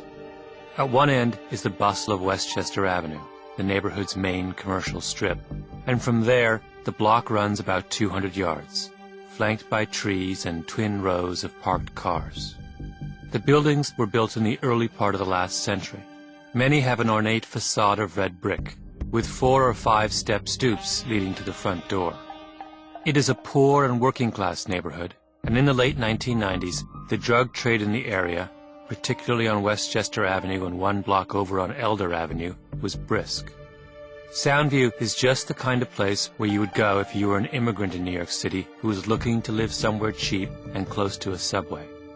And that's why Amadou Diallo made his way to Wheeler Avenue. Diallo was from Guinea. In 1999, he was 22 and working as a peddler in Lower Manhattan, selling videotapes and socks and gloves from the sidewalk along 14th Street. He was short and unassuming, about 5'6" and 150 pounds, and he lived at 1157 Wheeler, on the second floor of one of the street's narrow apartment houses. On the night of February 3, 1999, Diallo returned home to his apartment just before midnight, talked to his roommates, and then went downstairs and stood at the top of the steps to his building, taking in the night. A few minutes later, a group of plainclothes police officers turned slowly onto Wheeler Avenue in an unmarked Ford Taurus. There were 4 of them, all white, all wearing jeans and sweatshirts and baseball caps and bulletproof vests, and all carrying police-issue 9mm semi-automatic handguns. They were part of what is called the Street Crime Unit, a special division of the New York City Police Department, dedicated to patrolling crime hotspots in the city's poorest neighborhoods. Driving the Taurus was Ken Boss. He was 27. Next to him was Sean Carroll, 35, and in the back seat were Edward McMillan, 26, and Richard Murphy, 26. It was Carroll who spotted Diallo first. Hold up, he said to the others in the car. What's that guy doing there? Carroll claimed later that he had 2 thoughts. One was that Diallo might be the lookout for a push-in robber, that is, a burglar who pretends to be a visitor and pushes his way into people's apartments. The other was that Diallo fitted the description of a serial rapist who had been active in the neighborhood about a year earlier. He was just standing there, Carroll recalled. He was just standing on the stoop, looking up and down the block, peeking his head out and then putting his head back against the wall. Within seconds, he does the same thing, looks down, looks right, and it appeared that he stepped backwards into the vestibule as we were approaching, like he didn't want to be seen. And then we passed by, and I am looking at him, and I'm trying to figure out what's going on. What's this guy up to? Boss stopped the car and backed up until the Taurus was right in front of 1157 Wheeler. Diallo was still there, which Carroll would later say amazed him. I'm like, all right, definitely something is going on here. Carroll and McMillan got out of the car. Police, McMillan called out, holding up his badge. Can we have a word? Diallo didn't answer. Later, it emerged that Diallo had a stutter, so he may well have tried to say something but simply couldn't. What's more, his English wasn't perfect, and it was rumored as well that someone he knew had recently been robbed by a group of armed men, so he must have been terrified. Here he was, outside in a bad neighborhood after midnight with two very large men in baseball caps, their chests inflated by their bulletproof vests, striding toward him. Diallo paused and then ran into the vestibule. Carroll and McMillan gave chase. Diallo reached the inside door and grabbed the doorknob with his left hand while, as the officers would later testify, turning his body sideways and digging into his pocket with his other hand. "Show me your hands," Carroll called out. McMillan was yelling too. "Get your hands out of your pockets. Don't make me fucking kill you." But Diallo was growing more and more agitated, and Carroll was starting to get nervous too, because it seemed to him that the reason Diallo was turning his body sideways was that he wanted to hide whatever he was doing with his right hand. We were probably at the top steps of the vestibule, trying to get to him before he got through that door, Carroll remembered. The individual turned, looked at us. His hand was still on the doorknob, and he starts removing a black object from his right side. And as he pulled the object, all I could see was a top. It looked like the slide of a black gun. My prior experience in training, my prior arrests, dictated to me that this person was pulling a gun. Carroll yelled out, "Gun! He's got a gun!" Diallo didn't stop. He continued pulling on something in his pocket, and now he began to raise the black object in the direction of the officers. Carroll opened fire. McMillan instinctively jumped backward off the step and landed on his backside, firing as he flew through the air. As his bullets ricocheted around the vestibule, Carroll assumed that they came from Diallo's gun, and when he saw McMillan flying backward, he assumed that McMillan had been shot by Diallo, so he kept shooting, aiming, as police are taught to do, for center mass. There were pieces of cement and splinters of wood flying in every direction, and the air was electric with the flash of gun muzzles and the sparks from the bullets. Boss and Murphy were now out of the car as well, running toward the building. I saw Ed McMillan, Boss would later testify, when the 4 officers were brought to trial on charges of first-degree manslaughter and second-degree murder. He was on the left side of the vestibule and just came flying off that step all the way down. And at the same time, Sean Carroll is on the right-hand side, and he's coming down the stairs. It was frantic. He was running down the stairs, and it was intense. He was just doing whatever he could to retreat off those stairs. And Ed was on the ground. Shots are still going off. I'm running, I'm moving. And Ed was shot. That's all I could see. Ed was firing his weapon. Sean was firing his weapon into the vestibule. And then I see Mr. Diallo.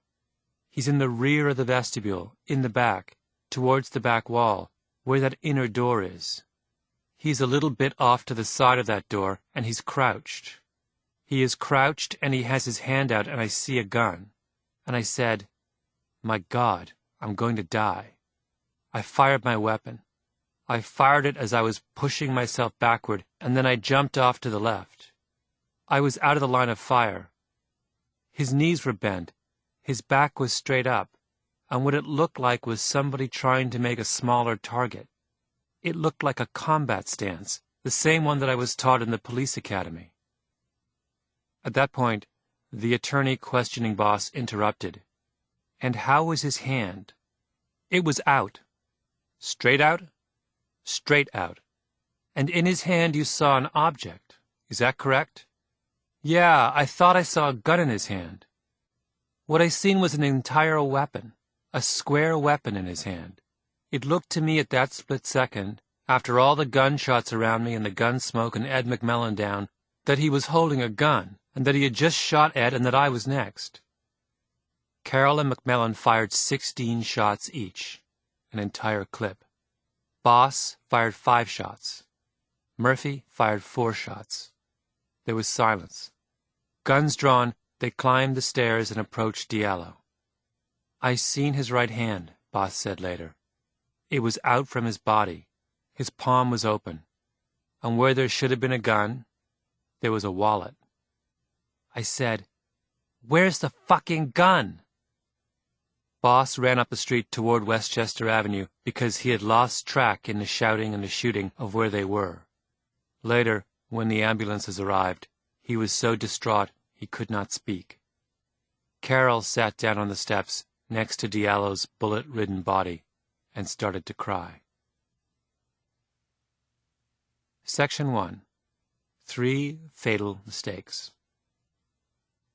Perhaps the most common and the most important forms of rapid cognition are the judgments we make and the impressions we form of other people. Every waking minute that we are in the presence of someone, we come up with a constant stream of predictions and inferences about what that person is thinking and feeling. When someone says, "I love you," we look into that person's eyes to judge his or her sincerity. When we meet someone new, we often pick up on subtle signals, so that afterward, even though he or she may have talked in a normal and friendly manner, we may say, "I don't think he liked me," or "I don't think she's very happy." We easily parse complex distinctions in facial expression. If you were to see me grinning, for example, with my eyes twinkling, you'd say I was amused. But if you were to see me nod and smile exaggeratedly, with the corners of my lips tightened, you would take it that I had been teased and was responding sarcastically.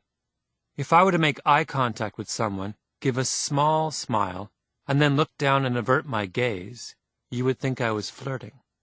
If I were to follow a remark with a quick smile and then nod or tilt my head sideways, you might conclude that I had just said something a little harsh and wanted to take the edge off it. You wouldn't need to hear anything I was saying in order to reach those conclusions. They would just come to you, blink. If you were to approach a 1-year-old child who sits playing on the floor and do something a little bit puzzling, such as cupping your hands over hers, the child would immediately look into your eyes. Why? Because what you have done requires explanation, and the child knows that she can find an answer on your face. This practice of inferring the motivations and intentions of others is classic thin slicing. It is picking up on subtle, fleeting cues in order to read someone's mind, and there is almost no other impulse so basic and so automatic, and at which, most of the time, we so effortlessly excel. In the early hours of February 4th, 1999, however, the 4 officers cruising down Wheeler Avenue failed at this most fundamental task. They did not read Diallo's mind. First, Sean Carroll saw Diallo and said to the others in the car, "What's that guy doing there?" The answer was that Diallo was getting some air. But Carroll sized him up and in that instant decided he looked suspicious. That was mistake number 1. Then they backed the car up, and Diallo didn't move. Carroll later said that amazed him. How brazen was this man who didn't run at the sight of the police? Diallo wasn't brazen. He was curious. That was mistake number 2. Then Carroll and Murphy stepped toward Diallo on the stoop and watched him turn slightly to the side and make a movement for his pocket. In that split second, they decided he was dangerous. But he was not. He was terrified. That was mistake number 3. Ordinarily, we have no difficulty at all distinguishing, in a blink, between someone who is suspicious and someone who is not, between someone brazen and someone curious, and, most easily of all, between someone terrified and someone dangerous. Anyone who walks down a city street late at night makes these kinds of instantaneous calculations constantly. Yet, for some reason, that most basic human ability deserted those officers that night. Why? These kinds of mistakes were not anomalous events. Mind-reading failures happen to all of us. They lie at the root of countless arguments, disagreements, misunderstandings, and hurt feelings. And yet, because these failures are so instantaneous and so mysterious, we don't really know how to understand them. In the weeks and months that followed the Diallo shooting, for example, as the case made headlines around the world, the argument over what happened that night veered back and forth between 2 extremes. There were those who said that it was just a horrible accident, an inevitable byproduct of the fact that police officers sometimes have to make life-or-death decisions in conditions of uncertainty. That's what the jury in the Diallo trial concluded, and Boss, Carroll, McMillan, and Murphy were all acquitted of murder charges. On the other side were those who saw what happened as an open and shut case of racism. There were protests and demonstrations throughout the city. Diallo was held up as a martyr. Wheeler Avenue was renamed Amadou Diallo Place. Bruce Springsteen wrote and performed a song in his honor called 41 Shots. Neither of these explanations, however, is particularly satisfying. There was no evidence that the 4 officers in the Diallo case were bad people, or racists, or out to get Diallo. On the other hand, it seems wrong to call the shooting a simple accident, since this wasn't exactly exemplary police work. The officers made a series of critical misjudgments, beginning with the assumption that a man getting a breath of fresh air outside his own home was a potential criminal. The Diallo shooting, in other words, falls into a kind of gray area, the middle ground between deliberate and accidental. Mind-reading failures are sometimes like that. They aren't always as obvious and spectacular as other breakdowns in rapid cognition. They are subtle and complex and surprisingly common, and what happened on Wheeler Avenue is a powerful example of how mind-reading works, and how it sometimes goes terribly awry. Section 2. The Theory of Mind Reading. Much of our understanding of mind reading comes from 2 remarkable scientists, a teacher and his pupil, Sylvan Tompkins and Paul Ekman. Tompkins was the teacher. He was born in Philadelphia at the turn of the last century, the son of a dentist from Russia. He was short and thick around the middle, with a wild mane of white hair and huge black plastic-rimmed glasses. He taught psychology at Princeton and Rutgers and was the author of Affect Imagery Consciousness, a 4-volume work so dense that its readers were evenly divided between those who understood it and thought it was brilliant, and those who did not understand it and thought it was brilliant. He was a legendary talker. At the end of a cocktail party, a crowd of people would sit rapt at Tompkins's feet. Someone would say, "One more question," and everyone would stay for another hour and a half as Tompkins held forth on, say, comic books, a television sitcom, the biology of emotion, his problem with Kant, and his enthusiasm for the latest fad diets, all enfolded into one extended riff. During the Depression, in the midst of his doctoral studies at Harvard, he worked as a handicapper for a horse racing syndicate and was so successful that he lived lavishly on Manhattan's Upper East Side. At the track, where he sat in the stands for hours staring at the horses through binoculars, he was known as the Professor. He had a system for predicting how a horse would do, based on what horse was on either side of him, based on their emotional relationship, Ekman remembers. If a male horse, for instance, had lost to a mare in his first or second year, he would be ruined if he went to the gate with a mare next to him in the lineup, or something like that. No one really knew for certain. Tompkins believed that faces, even the faces of horses, held valuable clues to inner emotions and motivations. He could walk into a post office, it was said, go over to the wanted posters, and, just by looking at the mugshots, say what crimes the various fugitives had committed. He would watch the show to tell the truth, and, without fail, he could always pick out the people who were lying, his son Mark recalls. He actually wrote the producer at one point to say it was too easy, and the man invited him to come to New York, go backstage, and show his stuff. Virginia Demos, who teaches psychology at Harvard, recalls having long conversations with Tompkins during the 1988 Democratic National Convention. We would sit and talk on the phone, and he would turn the sound down while, say, Jesse Jackson was talking to Michael Dukakis. And he would read the faces and give his predictions on what would happen. It was profound. Paul Ekman first encountered Tompkins in the early 1960s. Ekman was then a young psychologist just out of graduate school, and he was interested in studying faces. Was there a common set of rules, he wondered, that governed the facial expressions that human beings made.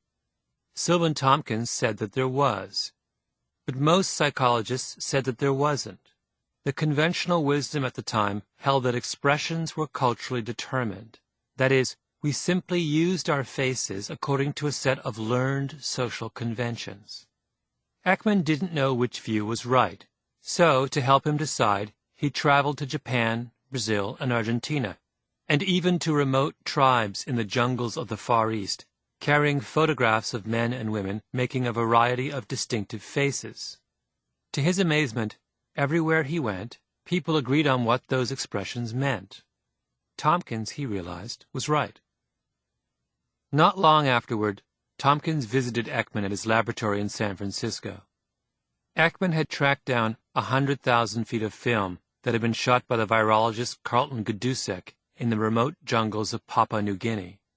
Some of the footage was of a tribe called the South Foray, who were a peaceful and friendly people. The rest was of the Ku, a hostile and murderous tribe with a homosexual ritual in which pre-adolescent boys were required to serve as courtesans for the male elders of the tribe. For 6 months, Ekman and his collaborator, Wallace Friesen, had been sorting through the footage, cutting extraneous scenes, focusing just on the close-ups of the faces of the tribesmen in order to compare the facial expressions of the two groups. Ekman set up the projector. Tompkins waited in the back. He had been told nothing about the tribes involved. All identifying context had been edited out. Tompkins looked on intently, peering through his glasses. At the end of the film, he approached the screen and pointed to the faces of the South Foray.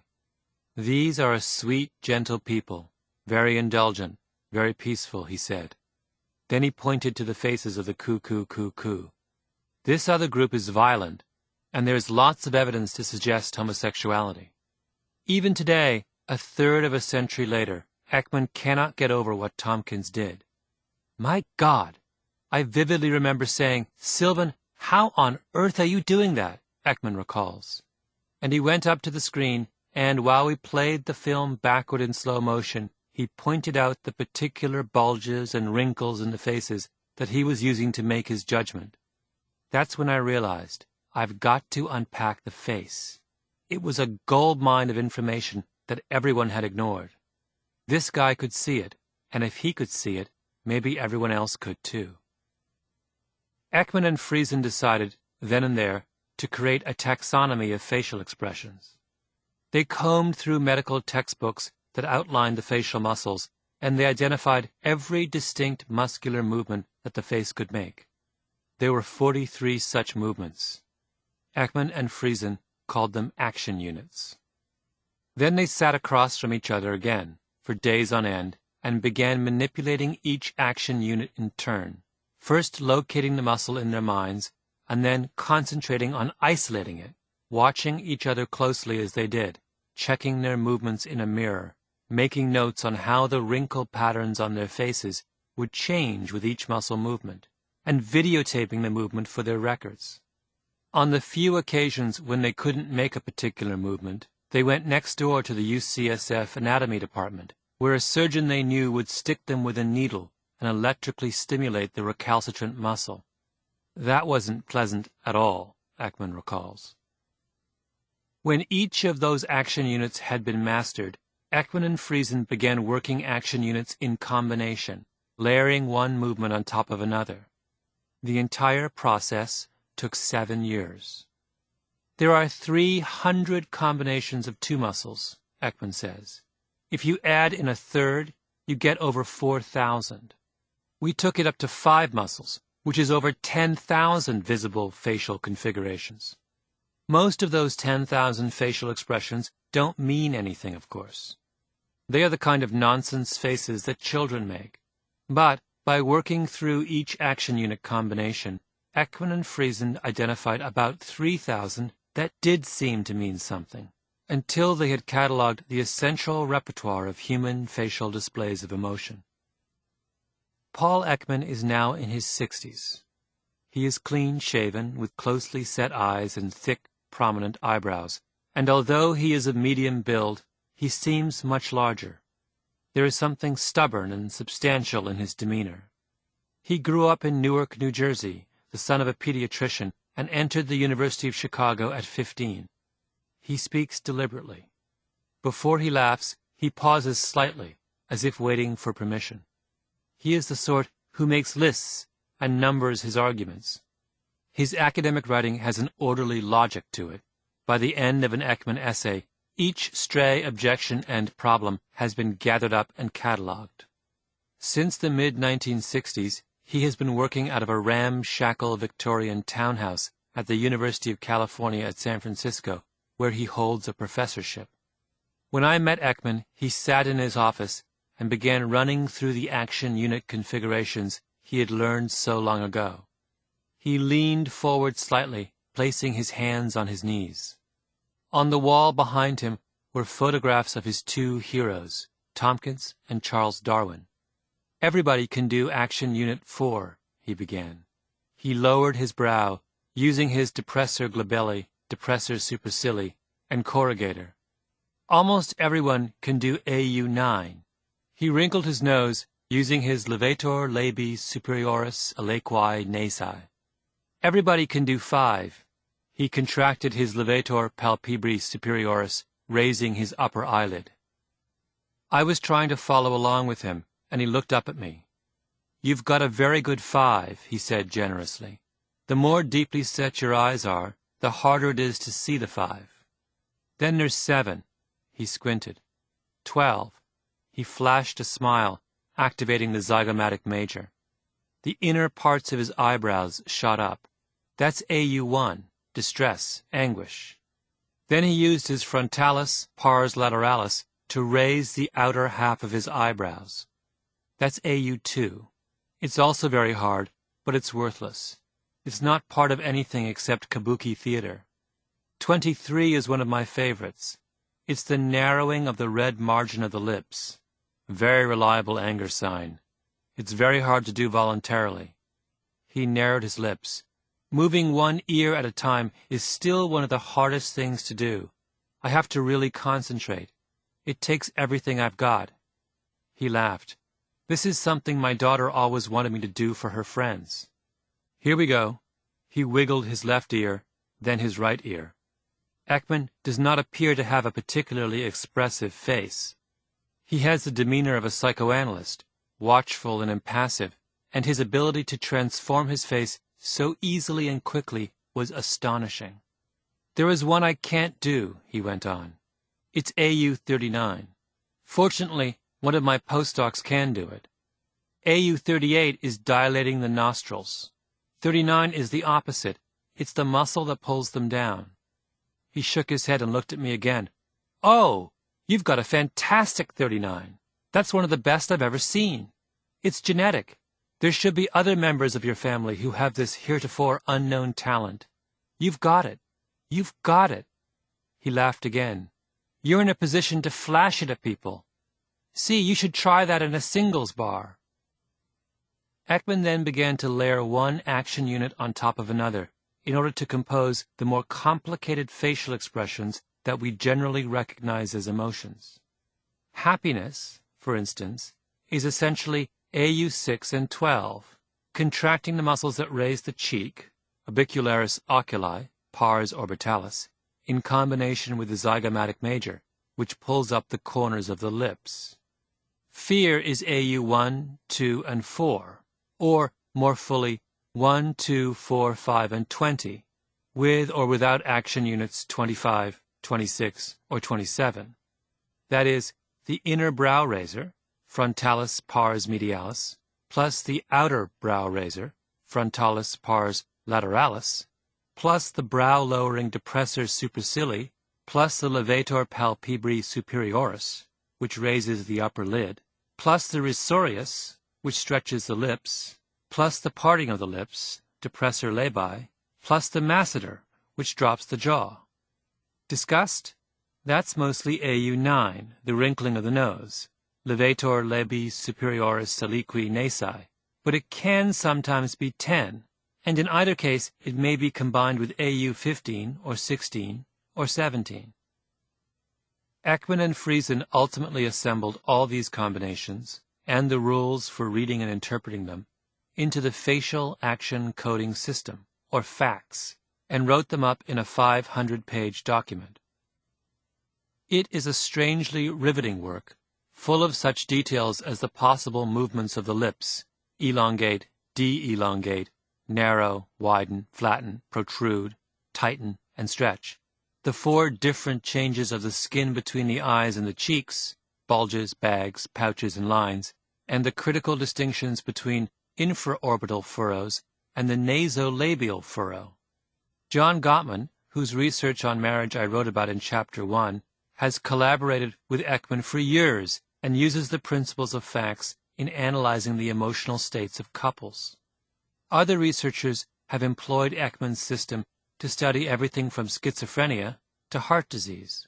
It has even been put to use by computer animators at Pixar, Toy Story, and DreamWorks, Shrek. FACS takes weeks to master in its entirety, and only 500 people around the world have been certified to use it in research. But those who have mastered it gain an extraordinary level of insight into the messages we send each other when we look into one another's eyes. Ekman recalled the first time he saw Bill Clinton during the 1992 Democratic primaries. I was watching his facial expressions, and I said to my wife, "This is Peck's bad boy," Ekman said. "This is a guy who wants to be caught with his hand in the cookie jar and have us love him for it anyway." There was this expression that's one of his favorites. It's that hand in the cookie jar, love me, mommy, because I'm a rascal look. It's AU 12, 15, 17, and 24, with an eye roll. Ekman paused, then reconstructed that particular sequence of expressions on his face. He contracted his zygomatic major, AU 12, in a classic smile, then tugged the corners of his lips down with his triangularis, AU 15. He flexed the mentalis, AU 17, which raises the chin, slightly pressed his lips together in AU 24, and finally rolled his eyes, and it was as if Slick Willie himself were suddenly in the room. I knew someone who was on Clinton's communication staff, so I contacted him.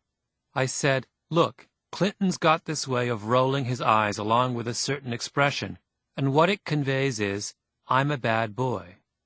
I don't think it's a good thing. I could teach him how not to do that in 2 or 3 hours."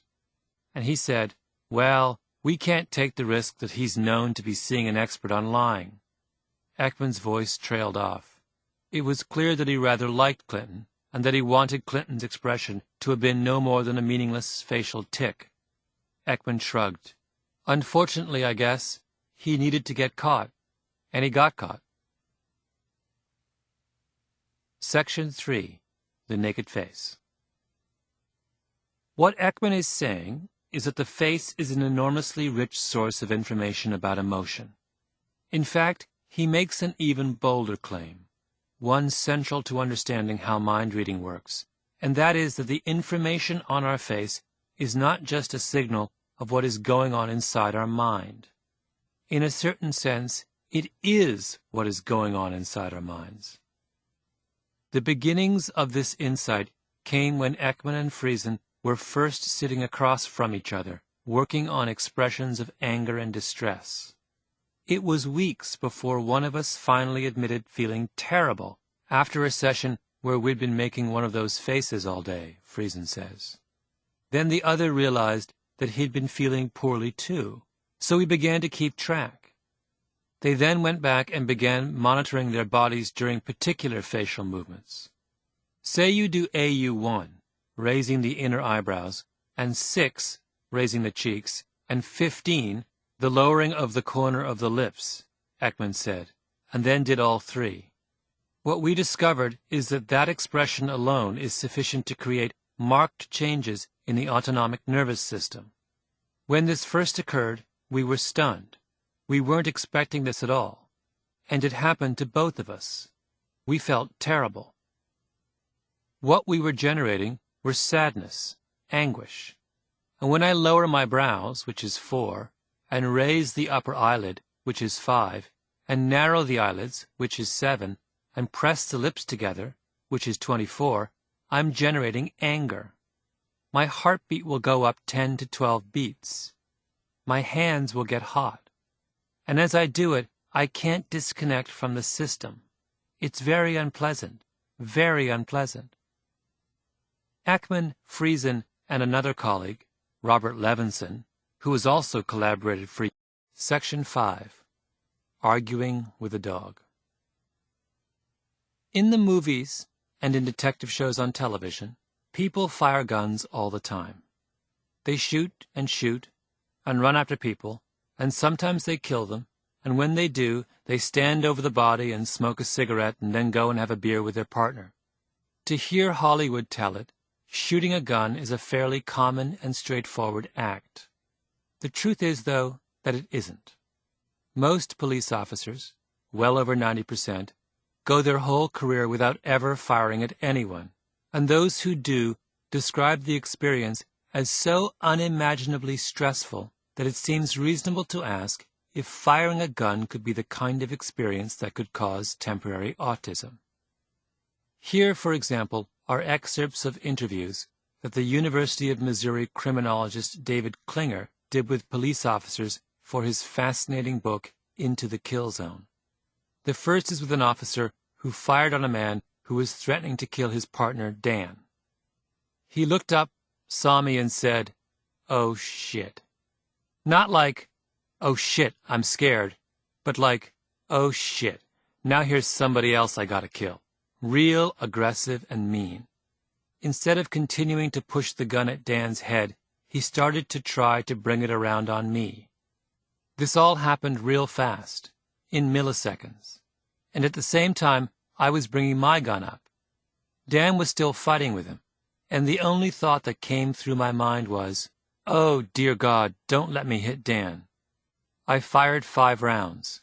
My vision changed as soon as I started to shoot. It went from seeing the whole picture to just the suspect's head. Everything else just disappeared. I didn't see Dan anymore, didn't see anything else. All I could see was the suspect's head. I saw 4 of my 5 rounds hit. The first one hit him on his left eyebrow. It opened up a hole, and the guy's head snapped back, and he said, "Ooh," like, "Ooh, you got me." He still continued to turn the gun toward me, and I fired my second round. I saw a red dot right below the base of his left eye, and his head kind of turned sideways. I fired another round. It hit on the outside of his left eye, and his eye exploded, just ruptured and came out. My 4th round hit just in front of his left ear. The 3rd round had moved his head even further sideways to me, and when the 4th round hit, I saw a red dot open on the side of his head, then close up. I didn't see where my last round went. Then I heard the guy fall backwards and hit the ground. Here's another. When he started towards us, it was almost like it was in slow motion, and everything went into a tight focus. When he made his move, my whole body just tensed up. I don't remember having any feeling from my chest down. Everything was focused forward to watch and react to my target. Talk about an adrenaline rush.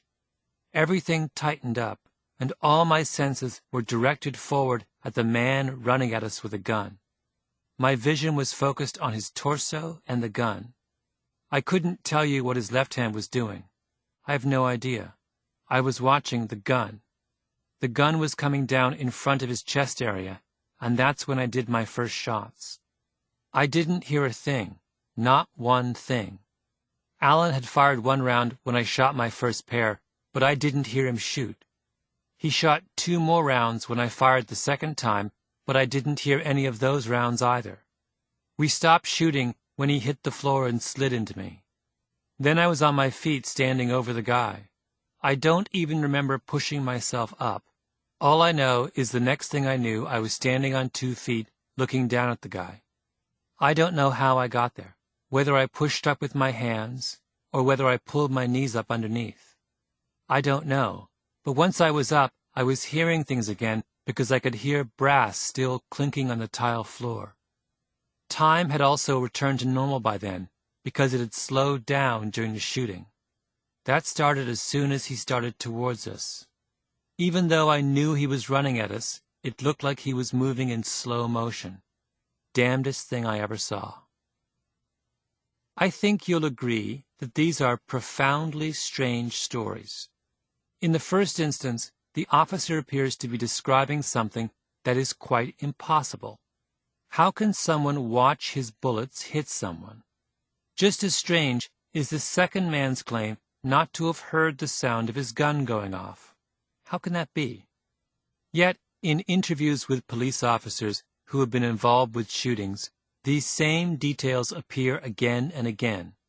Extreme visual clarity, tunnel vision, diminished sound, and the sense that time is slowing down. This is how the human body reacts to extreme stress, and it makes sense. Our mind, faced with a life-threatening situation, drastically limits the range and amount of information that we have to deal with.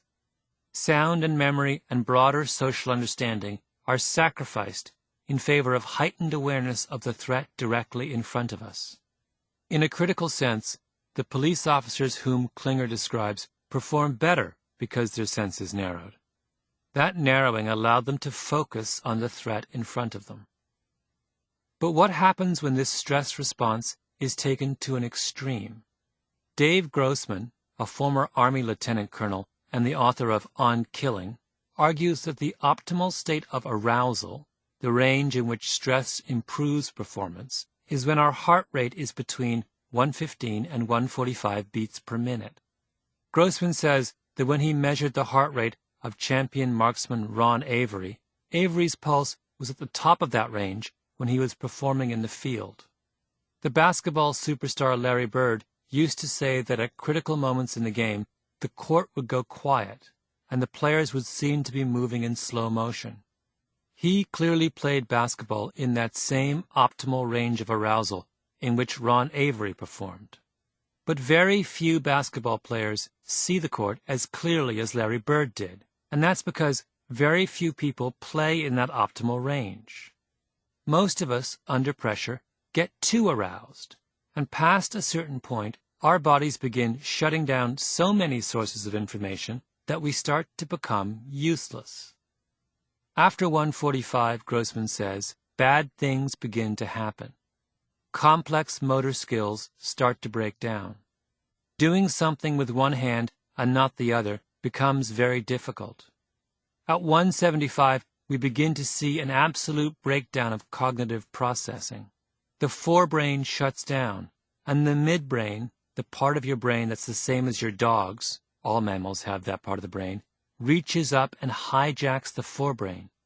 Have you ever tried to have a discussion with an angry or frightened human being? You can't do it. You might as well try to argue with your dog. Vision becomes even more restricted. Behavior becomes inappropriately aggressive. In an extraordinary number of cases, people who are fired upon void their bowels because at the heightened level of threat represented by a heart rate of 175 and above, the body considers that kind of physiological control a non-essential activity. Blood is withdrawn from our outer muscle layer and concentrated in core muscle mass. The evolutionary point of that is to make the muscles as hard as possible, to turn them into a kind of armor and limit bleeding in the event of injury. But that leaves us clumsy and helpless. Grossman says that everyone should practice dialing 911 for this very reason, because he has heard of too many situations where, in an emergency, people pick up the phone and cannot perform this most basic of function. With their heart rates soaring and their motor coordination deteriorating, they dial 411 and not 911 because that's the only number they remember. Or they forget to press send on their cell phone, or they simply cannot pick out the individual numbers at all. You must rehearse it, Grossman says, because only if you have rehearsed it will it be there. This is precisely the reason that many police departments in recent years have banned high-speed chases.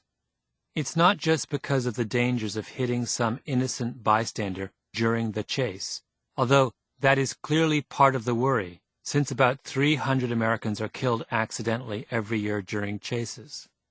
It's also because of what happens after the chase, since pursuing a suspect at high speed is precisely the kind of activity that pushes police officers into this dangerous state of high arousal. The LA riot was started by what cops did to Rodney King at the end of the high-speed chase, says James Fife, head of training for the NYPD, who has testified in many police brutality cases. The Liberty City riot in Miami in 1980 was started by what cops did at the end of a chase. They beat a guy to death. In 1986, they had another riot in Miami based on what cops did at the end of the chase. 3 of the major race riots in this country over the past quarter century had been caused by what cops did at the end of a chase.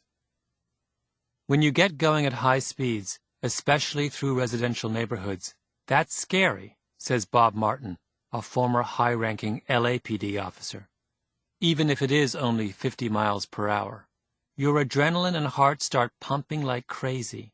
It's almost like a runner's high. It's a very euphoric kind of thing. You lose perspective. You get wrapped up in the chase. There is that old saying, a dog in the hunt doesn't stop to scratch its fleas. If you've ever listened to a tape of an officer broadcasting in the midst of pursuit, you can hear it in the voice. They almost yell. For new officers, there's almost hysteria. I remember my first pursuit. I was only a couple of months out of the academy. It was through a residential neighborhood. A couple of times, we even went airborne. Finally, we captured him. I went back to the car to radio in and say we were okay, and I couldn't even pick up the radio. I was shaking so badly.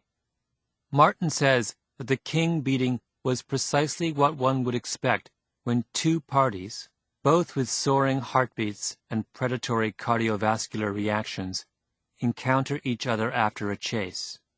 At a key point, Stacy Kuhn, one of the senior officers at the scene of the arrest, told the officers to back off, Martin says. But they ignored him. Why? Because they didn't hear him. They had shut down. Fife says that he recently gave a deposition in a case in Chicago in which police officers shot and killed a young man at the end of a chase. And unlike Rodney King, he wasn't resisting arrest. He was just sitting in his car. He was a football player from Northwestern. His name was Robert Russ. It happened the same night the cops there shot another kid, a girl, at the end of a vehicle pursuit, in a case that Johnny Cochran took and got over a $20 million settlement. The cops said he was driving erratically. He led them on a chase, but it wasn't even that high speed. They never got above 70 miles per hour. After a while, they ran him off the road. They spun his car out on the Dan Ryan Expressway. The instructions on vehicle stops like that are very detailed. You are not supposed to approach the car. You are supposed to ask the driver to get out. Well, 2 of the cops run up ahead and opened the passenger side door. The other asshole was on the other side, yelling at Russ to open the door. But Russ just sat there. I don't know what was going through his head, but he didn't respond. So this cop smashes the left rear window of the car and fires a single shot, and it hits Russ in the hand and chest. The cop says that he said, "Show me your hands, show me your hands," and he's claiming now that Russ was trying to grab his gun. I don't know if that was the case. I have to accept the cop's claim.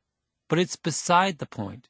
It's still an unjustified shooting because he shouldn't have been anywhere near the car, and he shouldn't have broken the window. Was this officer mind-reading? Not at all. Mind-reading allows us to adjust and update our perceptions of the intentions of others. In the scene in Who's Afraid of Virginia Woolf, where Martha is flirting with Nick while George lurks jealously in the background, our eyes bounce from Martha's eyes to George's to Nick's and around again because we don't know what George is going to do. We keep gathering information on him because we want to find out.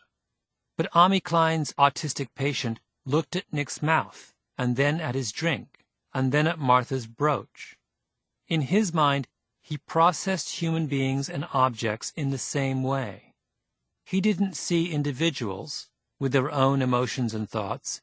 He saw a collection of inanimate objects in the room and constructed a system to explain them, a system that he interpreted with such rigid and impoverished logic that when George fires his shotgun at Martha and an umbrella pops out, he laughed out loud.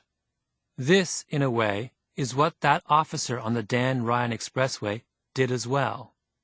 In the extreme excitement of the chase, he stopped reading Russ's mind. His vision and his thinking narrowed.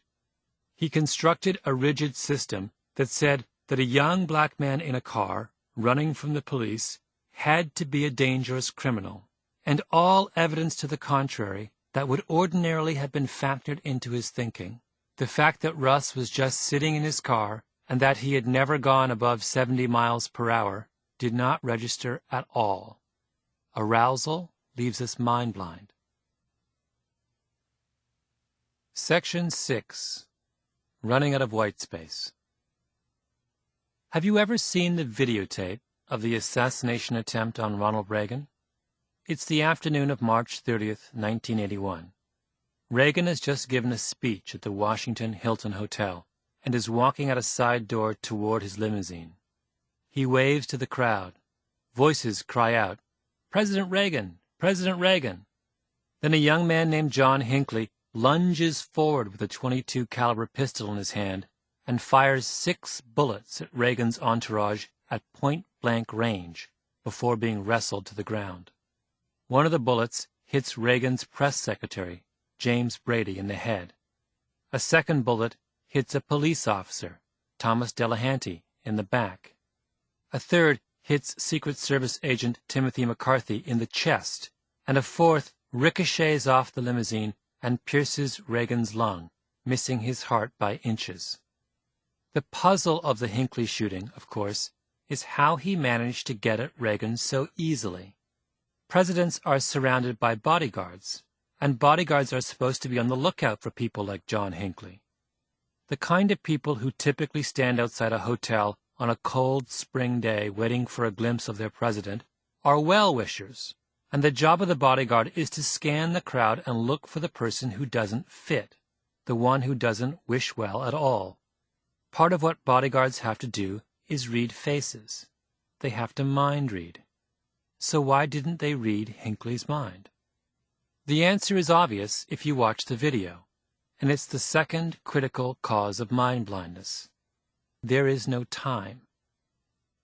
Gavin DeBecker, who runs a security firm in Los Angeles and is the author of the book The Gift of Fear, says that the central fact in protection is the amount of white space, which is what he calls the distance between the target and any potential assailant.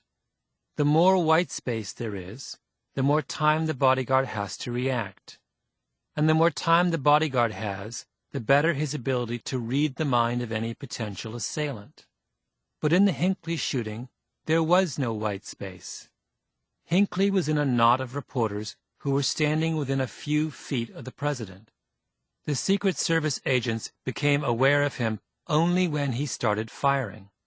From the first instant when Reagan's bodyguard realized that an attack was underway, what is known in the security business as the moment of recognition, to the point when no further harm was done, was 1.8 seconds. The Reagan attack involves heroic reactions by several people, DeBecker says. Nonetheless, every round was still discharged by Hinckley. In other words, those reactions didn't make one single difference because he was too close. In the videotape, you see one bodyguard. He gets a machine gun out of his briefcase and stands there. Another has his gun out too. What are they going to shoot at? It's over. In those 1.8 seconds, all the bodyguards could do was fall back on their most primitive, automatic, and, in this case, useless impulse to draw their weapons. They had no chance at all to understand or anticipate what was happening. When you remove time, DeBecker says, you are subject to the lowest quality intuitive reaction. We don't often think about the role of time in life-or-death situations, perhaps because Hollywood has distorted our sense of what happens in a violent encounter.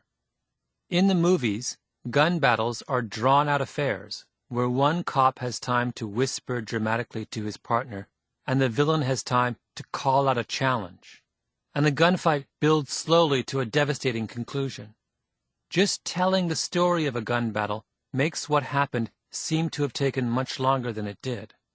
Listen to DeBecker describe the attempted assassination a few years ago of the president of South Korea. The assassin stands up and he shoots himself in the leg. That's how it starts. He's nervous out of his mind. Then he shoots at the president and he misses. Instead, he hits the president's wife in the head, kills the wife. The bodyguard gets up and shoots back. He misses. He hits an 8-year-old boy. It was a screw-up on all sides. Everything went wrong. How long do you think that whole sequence took? 15 seconds? 20 seconds? No, 3.5 seconds. I think that we become temporarily autistic also in situations when we run out of time. The psychologist Keith Payne, for instance, once sat people down in front of a computer and primed them, just like John Barge did in the experiments described in Chapter 2, by flashing either a black face or a white face on a computer screen. Then Payne showed his subjects either a picture of a gun or a picture of a wrench. The image was on the screen for 200 milliseconds, and everyone was supposed to identify what he or she had just seen on the screen. It was an experiment inspired by the Diallo case. The results were what you might expect.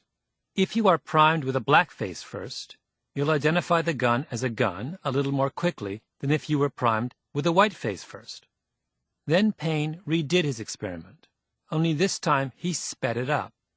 Instead of letting people respond at their own pace, he forced them to make a decision within 500 milliseconds, half a second. Now, people began to make errors. They were quicker to call a gun when they saw a black face first. But when they saw a black face first, they were also quicker to call a wrench a gun. Under time pressure, they began to behave just as people do when they are highly aroused. They stopped relying on the actual evidence of their senses and fell back on a rigid and unyielding system, a stereotype.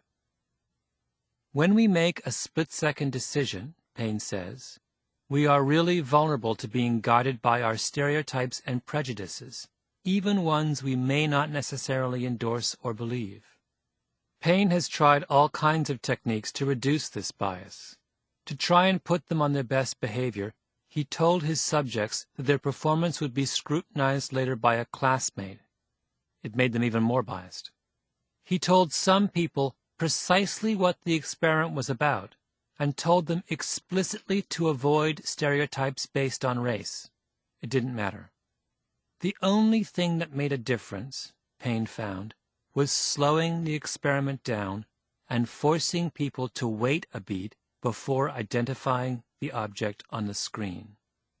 Our powers of thin slicing and snap judgments are extraordinary. But even the giant computer in our unconscious needs a moment to do its work. The art experts who judged the Getty Kuros needed to see the Kuros before they could tell whether it was a fake.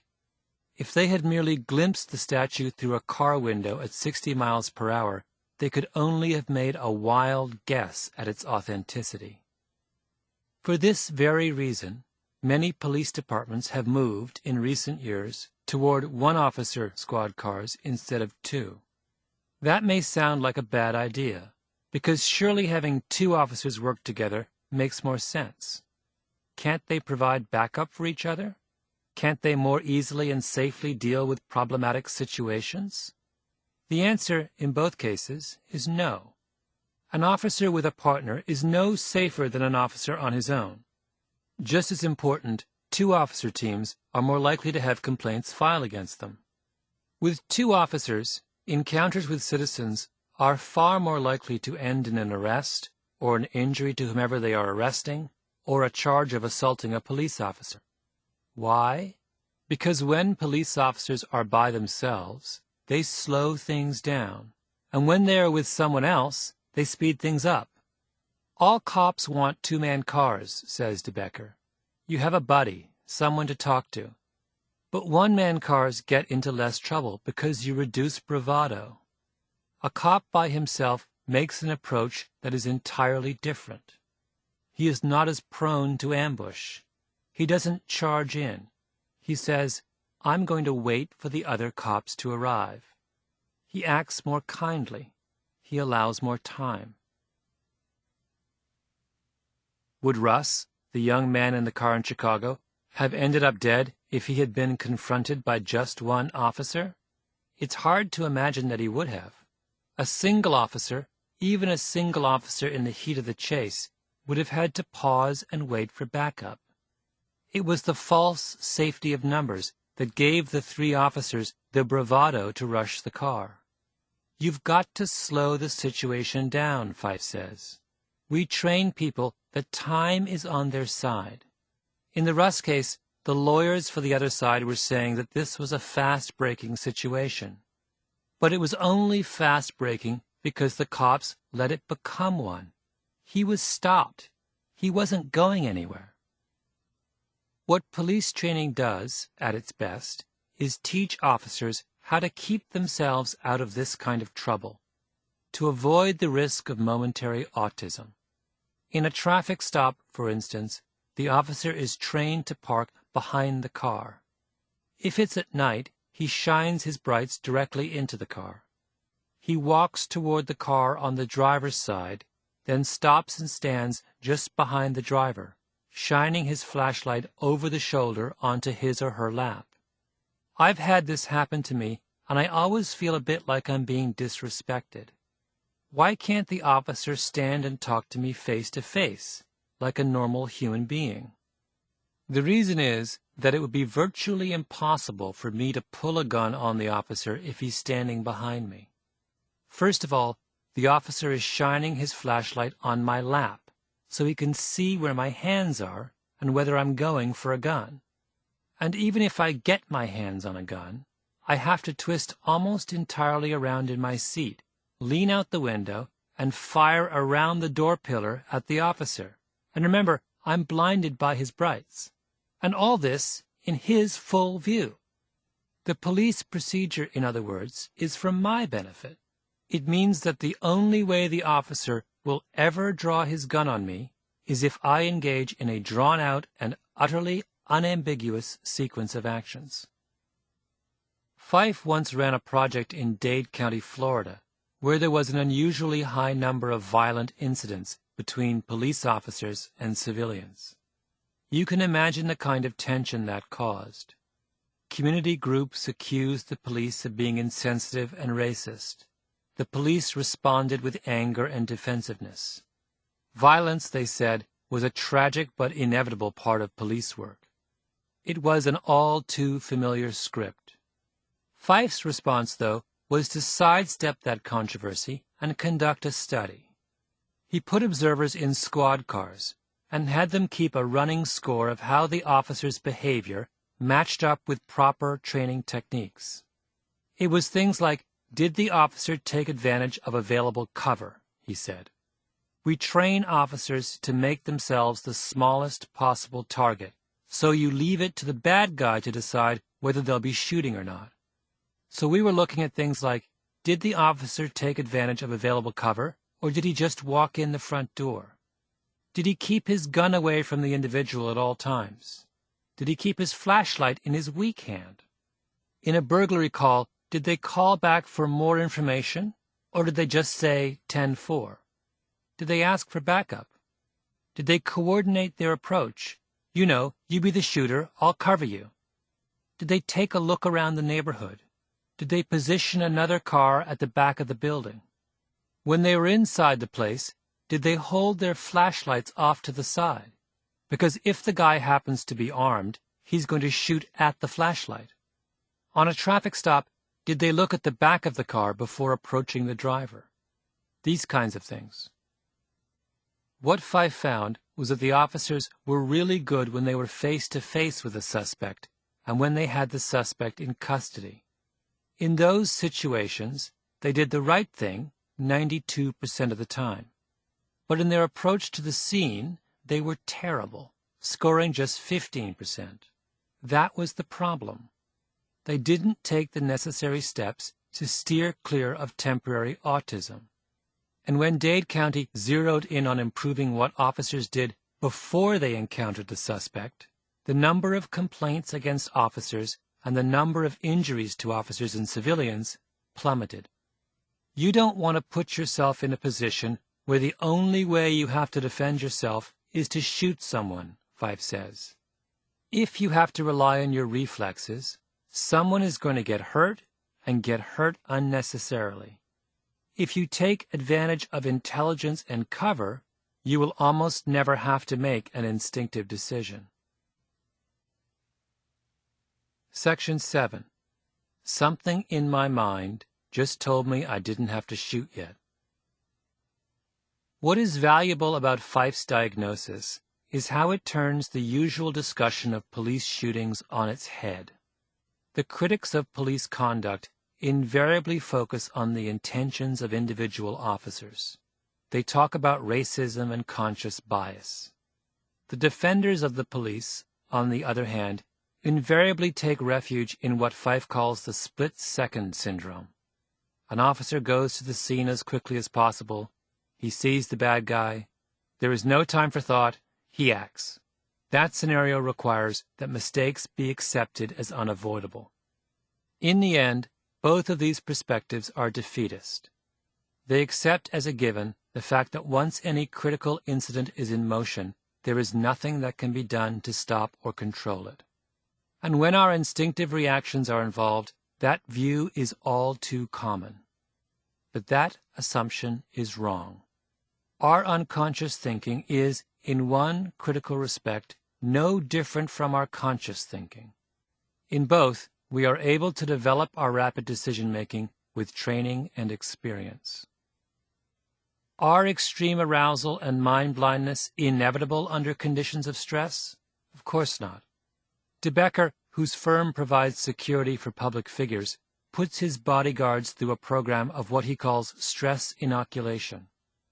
In our test, the principal, the person being guarded, says, "Come here, I hear a noise," and as you come around the corner, boom, you get shot. It's not with a real gun. The round is a plastic marking capsule, but you feel it, and then you have to continue to function. Then we say, "You've got to do it again, and this time we shoot you as you're coming into the house." By the fourth or fifth time you get shot in simulation, you're okay. De Becker does a similar exercise where his trainees are required to repeatedly confront a ferocious dog. In the beginning, their heart rate is 175. They can't see straight. Then the second or third time, it's 120, and then it's 110, and they can function. That kind of training, conducted over and over again, in combination with real-world experience, fundamentally changes the way a police officer reacts to a violent encounter. Mind reading as well is an ability that improves with practice. Sylvan Tompkins, maybe the greatest mind reader of them all, was compulsive about practicing. He took a sabbatical from Princeton when his son Mark was born and stayed in his house at the Jersey Shore, staring into his son's face long and hard, picking up the patterns of emotion, the cycles of interest, joy, sadness, and anger that flash across an infant's face in the first few months of life. He put together a library of thousands of photographs of human faces in every conceivable expression and taught himself the logic of the furrows and the wrinkles and the creases, the subtle differences between the pre-smile and the pre-cry face. Paul Ekman has developed a number of simple tests of people's mind-reading abilities. In one, he plays a short clip of a dozen or so people claiming to have done something that they either have or haven't actually done, and the test taker's task is to figure out who is lying. The tests are surprisingly difficult. Most people come out right at the level of chance. But who does well? people who have practiced. Stroke victims who have lost the ability to speak, for example, are virtuosos, because their infirmity has forced them to become far more sensitive to the information written on people's faces. People who have had highly abusive childhoods also do well. Like stroke victims, they've had to practice the difficult art of reading minds. In their case,